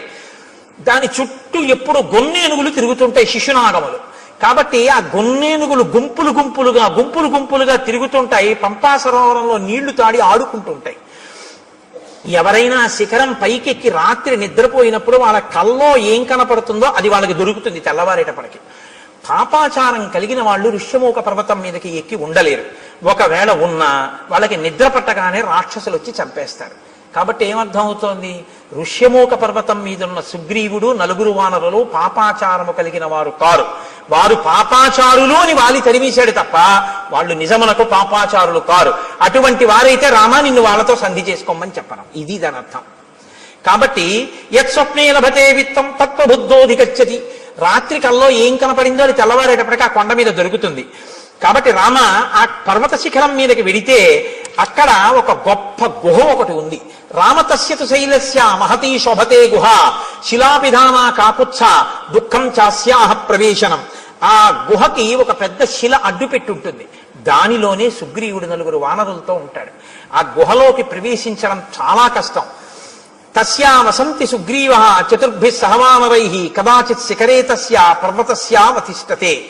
రామ ఆ శిశునాగములు, ఆ గొన్నేనుగులున్నాయే, అవి పంపా సరోవరంలోకి వచ్చి నీళ్లు తాగి పైకి చిమ్మి ఆడుకుని పెద్దగా అరుస్తుంటాయి. అవి అలా అరిచినప్పుడు వాటి యొక్క ఘీంకారములు ఆ పర్వత శిఖరం మీదకి వినపడుతుంటాయి. అప్పుడప్పుడు సుగ్రీవుడు గుహలోంచి బయటికి వచ్చి నలుగురు వానరులతో కలిసి ఆ శిఖరం మీద కూర్చుని చూస్తూ ఉంటాడు. ఇవన్నీ అక్కడే ఉన్నాడు. నిజంగా లైవ్ టెలికాస్ట్ ఇస్తారండి. మనం చదువుతుంటే అబ్బా మనం ఒక్కసారి ఆ ఋష్యమూక పర్వతం, ఆ పంపా నది, ఇంకా ఎన్ని చెప్పారో తెలుసా అండి. రామ గుంపులుగా అడవి పందులు వస్తాయి. అడవి పందులు పంపా సరోవరంలో నీళ్లు తాగి పర్వత గుహల్లో ఆడుకుంటూ వెళ్ళి పడుకుంటాయి. పడుకుని పెద్ద పెద్ద రంకెలు వేస్తాయి. ఆ రంకెలు ఎలా ఉంటాయో తెలుసా? ఆబోతు రంకెల్లా ఉంటాయి. అక్కడ గొన్నేనుగులు ఏమి ఆటలాడుతుంటాయో రామ, ఆ పర్వత శిఖరం చుట్టూ అవి తిరుగుతుంటాయి. వాటిని దాటి శిఖరం ఎక్కవలసి ఉంటుంది. ఇవన్నీ చెప్పి రామ తొందరగా బయలుదేరి సుగ్రీవుడితో స్నేహం చేసుకో. చాలా సంతోషం అన్నారు. మీరు ఆజ్ఞనిస్తే నేను బయలుదేరుతానన్నాడు. ఆయన వెళ్ళిపోయాడు. రామలక్ష్మణులు ఇద్దరూ బయలుదేరి శబరి ఉన్నటువంటి ఆ మతంగ మహర్షి యొక్క ఆశ్రమాన్ని చేరుకున్నారు. శబరి వెంటనే స్వాగతం చెప్పింది. స్వాగతం చెప్పి అంది, తౌచు దృష్ట్వా తదా సిద్ధ సముద్ధాయ కృతాంజలి రామస్య పాదౌ జగ్రాహ లక్ష్మణస్య చ ధీమతః పాద్యమాచమనీయం చ సర్వం ప్రాణాద్యధానిధి. ఆవిడ వెంటనే రామలక్ష్మణులు ఇద్దరి పాదములు పట్టుకుని అర్ఘ్యపాద్యములిచ్చి కూర్చోపెట్టి, నాయనా రామ, నీ దర్శనం కోసమే నేను ఎదురు చూస్తున్నాను అని. అంటే రాముడు ఆవిడ్ని ప్రశ్నించాడు. ఇదే నేను మీతో అన్నది. రాముడు ఎవరితో ఎక్కడ ఎలా మాట్లాడతాడో మీకు అలవాటైతే ఎక్కడ ఎలా మాట్లాడాలో మీకు వచ్చేస్తుంది కొన్నాళ్ళకి. తాపసితో మాట్లాడుతున్నాడు కాబట్టి ఆయన ఎలా మాట్లాడతాడో చూడండి. తమువాచ తతో రామః శ్రమణీం సంసిత వ్రతాం కచ్చిత్తే నిర్జితాః విఘ్నాః కచ్చిత్తే వర్ధతే తపః కచ్చిత్తే నిహిత క్రోధాహారస్య తపోధనే కచ్చిత్తే నియమాః ప్రాప్తాః కచ్చిత్తే మనసః సుఖం కచ్చిత్తే గురు శుశ్రూషా సఫలా చారుభాషిణి. ఓ శబరి, నీ తపస్సు విఘ్నం లేకుండా కొనసాగుతోందా? నువ్వు ఆహారమును స్వీకరించేటప్పుడు నియమాన్ని ఉల్లంఘించకుండా ఆహారాన్ని తీసుకోవడంలో ఏ ఇబ్బంది లేకుండా తీసుకుంటున్నావంటే రుచికి లొంగకుండా ఉండగలుగుతున్నావా? కచ్చిత్తే వర్ధతే తపః, తపస్సు రోజు రోజుకి పెంచుకోగలుగుతున్నావా? ప్రతిరోజు నియమాలు పాటిస్తున్నావా? నీ మనసు సుఖంగా ఉంటోందా? నీ గురు శుశ్రూష బాగా జరిగిందా? నాకు వాటి గురించి చెప్పు. ఎవరిని ఏవడగాలో అవి అడగాలి. అడిగితే ఆవిడ చాలా సంతోషించింది. అద్య ప్రాప్తా తపస్సిద్ధి తవ సందర్శనాన్మయ అద్య మే సఫలం తప్తం గురువశ్చ సుపూజితాః అద్య మే సఫలం జన్మ స్వర్గశ్చైవ భవిష్యతి త్వయిదేవ వరే రామ పూజితే పురుషర్షభ చక్షుషా తవ సౌమ్యేన పూతాస్మి రఘునందన గమిష్యాం అక్షయాన్ లోకాన్ తత్ప్రసాదాదరిందమా. నాయన, ఎప్పటి నుంచో నీ దర్శనం కోసమే ఎదురు చూస్తున్నాను. నా తపస్సు ఇంతకాలం నిర్విఘ్నంగా సాగింది అని గుర్తేమిటో తెలుసా? నా తపస్సు సిద్ధి పొందింది అనడానికి తార్కాణమే నీ దర్శనం. నీ దర్శనం కోసమే చూస్తున్నాను. నీ దర్శనం కోసమే ఇంతకాలం నుంచి ఎదురు చూస్తూ ఉన్న నాకు ఈ కన్నులతో నిన్ను చూసే భాగ్యం కలిగింది కాబట్టి, నేను ఉన్న ప్రయోజనం పూర్తయిపోయింది కాబట్టి నువ్వు అనుమతించిన తర్వాత ఇంకా నేను ఊర్ధ్వలోకాలకి వెళ్ళిపోతాను. మయాతు వివిధం వన్యం సంచితం పురుషర్షభ తవార్థే పురుషవ్యాఘ్ర పంపాయా స్థిర సంభవం. పంపానదీ తీరమునందు ఉన్నటువంటి అనేకమైన కందమూలములను ఫలములను నువ్వు ఎప్పుడొస్తావో నీకు పెడదామని నేను తీసుకొచ్చి దాచి ఉంచాను. అంటే మీరు ఈ మాటలో ఒక విషయం గుర్తుపెట్టుకోవాలి. శ్రద్ధ అని ఒకటి ఉంటుంది.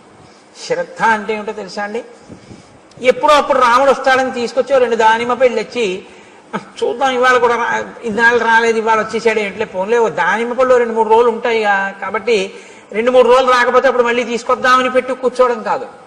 ద్రాక్ష పళ్ళ గుత్తి నైవేద్యం పెట్టడానికి ద్రాక్ష పళ్ళ గుత్తి నుంచి ద్రాక్ష పళ్ళు విడతీసి కడిగి నైవేద్యం పెట్టడానికి చాలా తేడా ఉందిగా. ఉందా లేదా? మీకు గుత్తిస్తే తింటారా? విడదీసి కడిగి పట్టరా అంటారా? అనరా? ఈశ్వరుడు తినాలంటే గుత్తిలా నైవేద్యం పెడుతున్నావు? నీకు తినాలని కోరుకుంటే పూజలో అంతర్భాగం చక్కగా పళ్ళన్నీ విడదీసి నీళ్లతో కడిగి పళ్ళెంలో చక్కగా అందులో మెత్తబడిపోయిన పళ్ళు తీసేసి మిగిలిన పళ్ళు వెండి పళ్ళెంలో నీ వెండి పళ్ళెం కూడా కాదుగా, ఇచ్చారుగా పెద్ద పళ్ళెం, చక్కగా నైవేద్యం పెట్టమని అందులో చక్కగా విశాలంగా పెట్టి, రామ చక్కగా మెల్లగా అమ్మ, నా తల్లి సీతమ్మ, లక్ష్మణయ్య ఒక్కొక్క పండు తీసుకుని హాయిగా తినండి అని ఆ పళ్ళెం అక్కడ పెట్టి ప్రశాంతంగా నివేదన చెయ్యి. నువ్వు కడిగినందుకు పొంగిపోతాడే, అది పూజ. ఓరి ఓరి ఓరి వీడు నేను తినాలని పళ్ళు కడుగుతున్నాడు సీత చూసావా అంటాడు. గుత్తి అక్కడెట్టి నైవేద్యం పెట్టు. ఏమండి చూసారా? అందులో చప్పబడిపోయినవి, మెత్తపడిపోయినవి, కుళ్ళిపోయినవి అన్నీ పెట్టేస్తున్నాడు. ఎదురుగుండా కనపడు గింజలు నేను విప్పి పెడుదును, కానీ తల్లి సీతమ్మ చూస్తోంది. అన్ని ద్రాక్షపళ్ళు నువ్వే కడిగేసి అరటిపండు తొక్కలు నువ్వే తీసేసి అన్నీ పెట్టేస్తే మా ఆయనకి నేను పెట్టుకోవద్దయ్యా ప్రేమతో, అవి నాకి నేను విప్పి పెట్టుకుంటాను ఎంత బాగున్నాయో అంటోంది. అమ్మకి ఇస్తాను, అమ్మ విప్పి పెడుతుంది, ఇదిగో అమ్మ చేతిలో పెడుతున్నాను, ఇవి మీరు గింజలు ఒలుచుకు తినండి, ఇవి మాత్రం అమ్మ గింజలు ఒలిచే వరకు ఇవి తింటుండండి రామా అని మీరు భావన చేసి సంతోషంగా ఓసారి పళ్ళెం అక్కడ పెట్టి ఓ 2-3 నిమిషాలు సంతోషపడిపోయి మీ ఎదురుగుండా సీతారామ లక్ష్మణులు హనుమ ఉన్నారనుకుని అప్పుడు మీరు నైవేద్యం పెట్టి, నా స్వామి తింటున్నాడు, ఆయన తింటున్నప్పుడు ఆ పళ్ళరసం కంఠంలోకి దిగుతుంటే సంతోషంగా ఆయన చూస్తున్నాడని మీరు భావన చేస్తే నన్ను నమ్మండి ప్రసాదమే, ఆయన తిన్న శేషం ఇది. అసలు ఆ భావన లేకపోతే మిమ్మల్ని నైవేద్యం పెట్టమని పంపించిన ఆయన యొక్క ద్రవ్యం వృధా తప్ప ఉపయోగమే ఉండదు. కాబట్టి నేను రోజూ పంపా సరోవరం నుంచి తెచ్చాను పళ్ళు, తెచ్చి అక్కడ పెట్టాను. రామా మీరు స్వీకరించండి, అక్కడ పెట్టింది. అంతేకాని కొరికి చూసింది, కొరికి చూసి పెట్టింది, ఇలాంటి పిచ్చి పిచ్చివన్నీ లేవు. ఆవిడ శుశ్రూష చేసింది గురువులకి, మతంగ మహర్షికి. ఆవిడికి తెలుసు ఎక్కడెలా ప్రవర్తించాలో. ఆవిడ శ్రద్ధ ఎక్కడా మీకు అర్థమవుతుందని నేను ఈ మాటలు చెప్పాను. నైవేద్యం పెట్టడం ద్రాక్షపళ్ళ గుత్తి గురించి ఆవిడ అలా ప్రతిరోజు సేకరించి తీసుకొచ్చి అక్కడ పెట్టింది. ఏమో రాముడు వస్తారేమో పెట్టుకోవాలి, ఎప్పటి పళ్ళప్పుడు. నేను చైతన్య కుసుమ ప్రియా అమ్మవారు. అందుకే అమ్మవారికి బంగారు తామరలతో బంగారం పూలు చేయించాలని అంటారు. బంగారం పూలతో చేయిస్తే మీరు గుర్తుపెట్టుకోండి జాగ్రత్తగా, చాలా మంది చేసేస్తారు కానీ దానికి ఒక కార ఉంటుంది. రెండో రోజు ఎవరో ఏం చేస్తాడు, ఇలా తీస్తాడు ఆ పూలు. అది గీసుకుని అమ్మవారి పాదానికి ఎర్రగా ఉన్న నా తల్లి పాదం మీద గీత పడి చిన్ని నెత్తుటి చుక్క పైకి చిందిందనుకోండి, మీరు 1,000,000 జన్మలు ఎత్తినా మీ పాపం పోదు. ఎవడు చేయమన్నాడు ఆ పూలు? ఓ గడ్డి పువ్వు తెచ్చి అక్కడ పెట్టు చాలు. అందుకే ఆవిడ చెప్పింది చైతన్య కుసుమ ప్రియా, నేను చైతన్యం ఉన్న పువ్వుల్ని ఇష్టపడతాను అని చెప్పింది ఆవిడ. ఈ బంగారం పూలు వెండి పూలు తెచ్చేమని ఎవడో చెప్పలేదు. ఎవడో వెర్రెక్కినవాడు మొదలెట్టాడు ఇవన్నీ. కాబట్టి అలాంటి పిచ్చి పనులు అనవసరం. చైతన్య కుసుమాలు ప్రకృతిలో వచ్చాయి, వాటితో చేస్తే చాలు. అందుకే ఏ ఋతు పుష్పములను ఆ ఋతువునందు పూజ చేస్తే ఈశ్వరుడు ప్రీతి చెందుతాడు.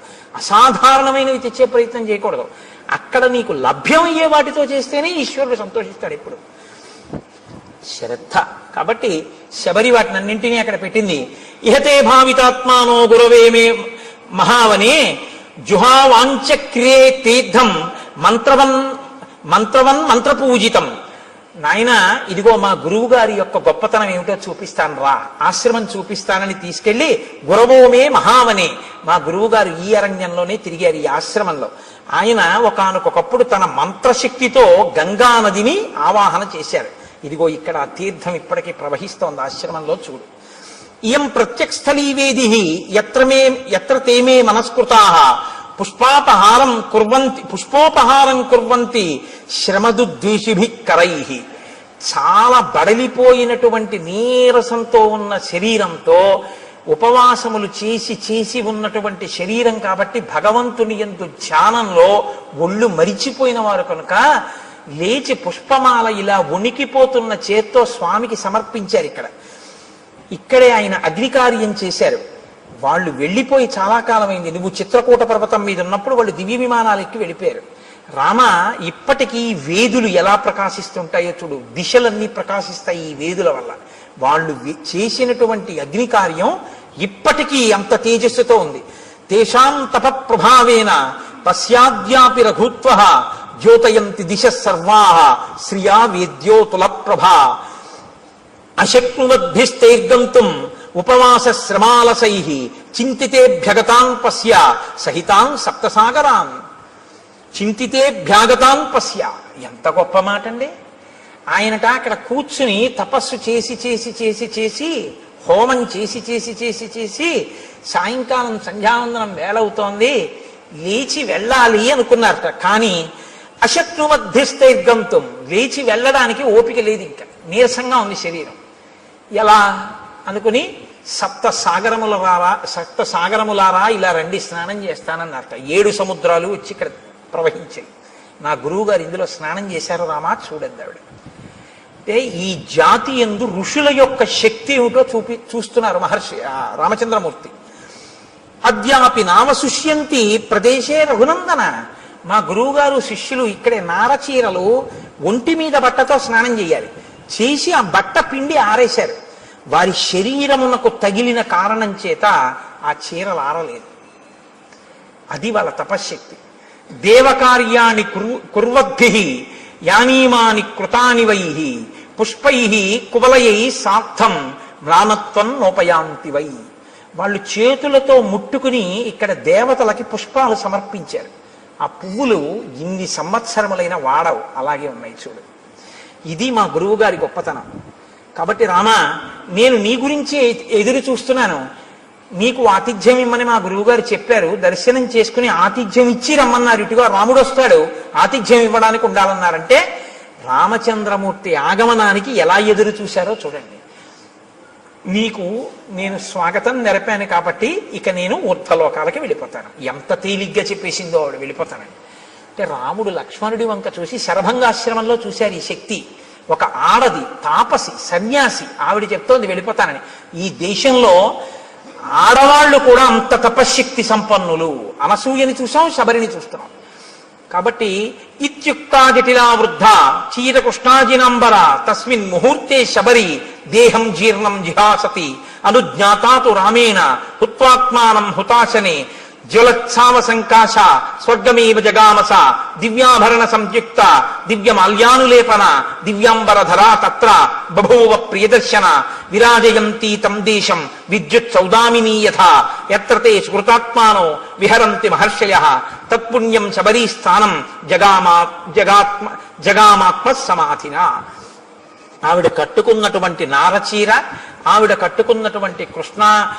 కట్టుకున్నటువంటి కృష్ణాజినాంబరం మొదలైనటువంటి వాటిని విడిచిపెట్టేసేసి ఆవిడ ఏవి కట్టుకుందో వాటితోటే అక్కడ అగ్నిహోత్రాన్ని రగల్చి అగ్నిహోత్రంలోకి ప్రవేశించింది. తన శరీరాన్ని కూడా అగ్నిహోత్రంలో వ్రేల్చింది.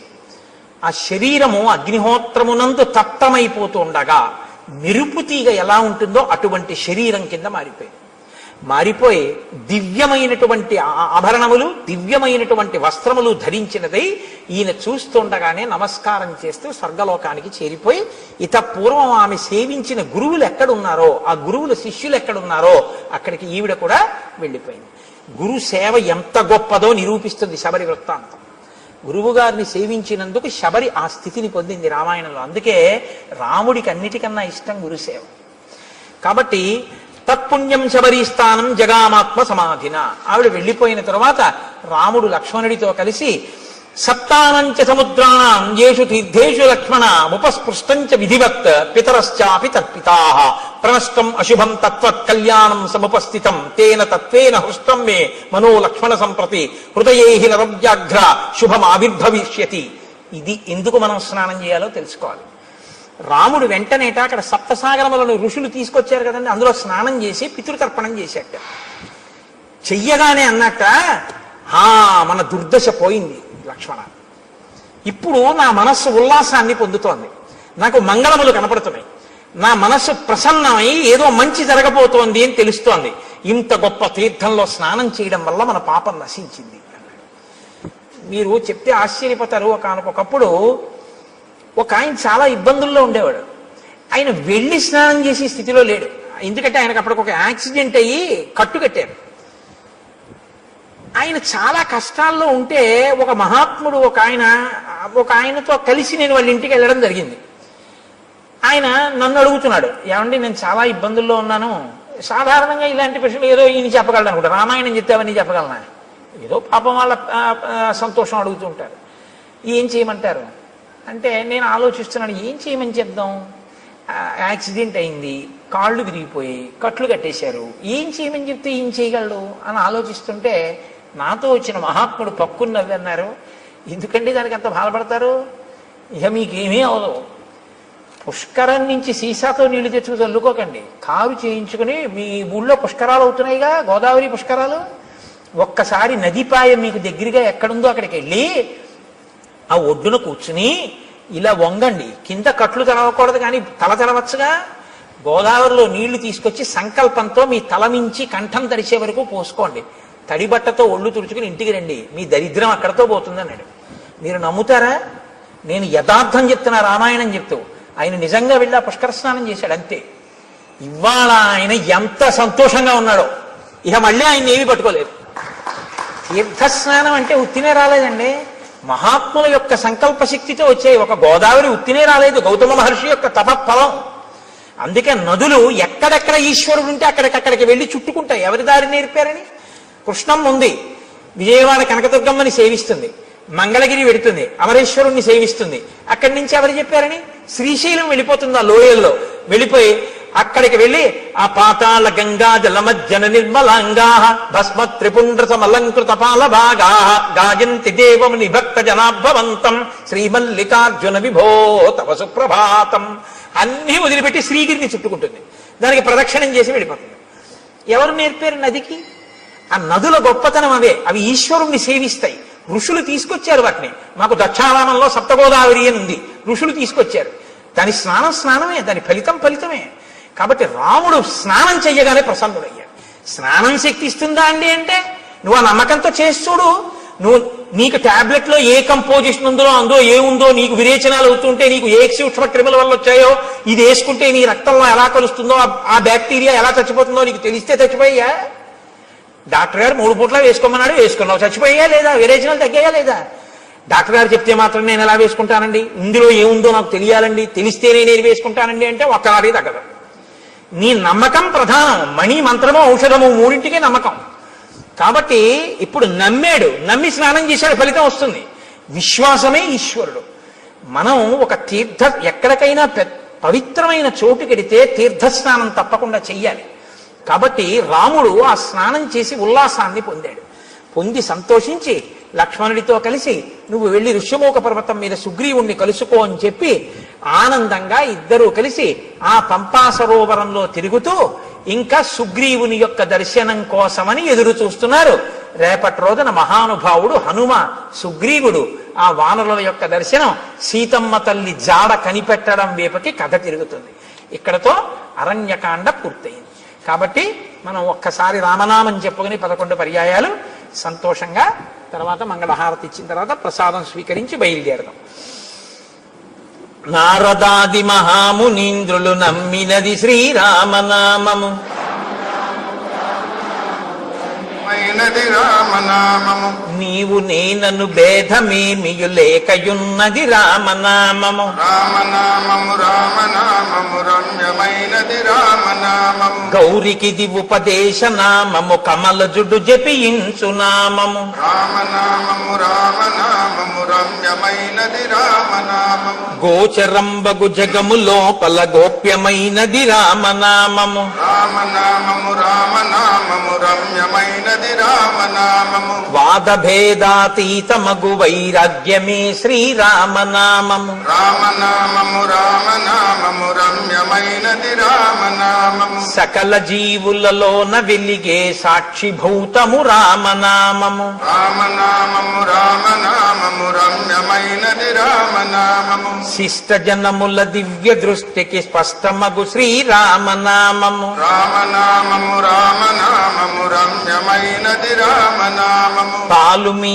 గడ పంచదారల పక్వమే శ్రీరామనామము. రామనామము రామనామము రమ్యమైనది రామనామము, సిద్ధమూర్తులు మాటి మాటికి చేయున్నది శ్రీరామనామము. రామనామము రామనామము జానకీ హృత్కమలమందున అలరుచున్నది రామనామము. రామనామము రమ్యమైనది రామ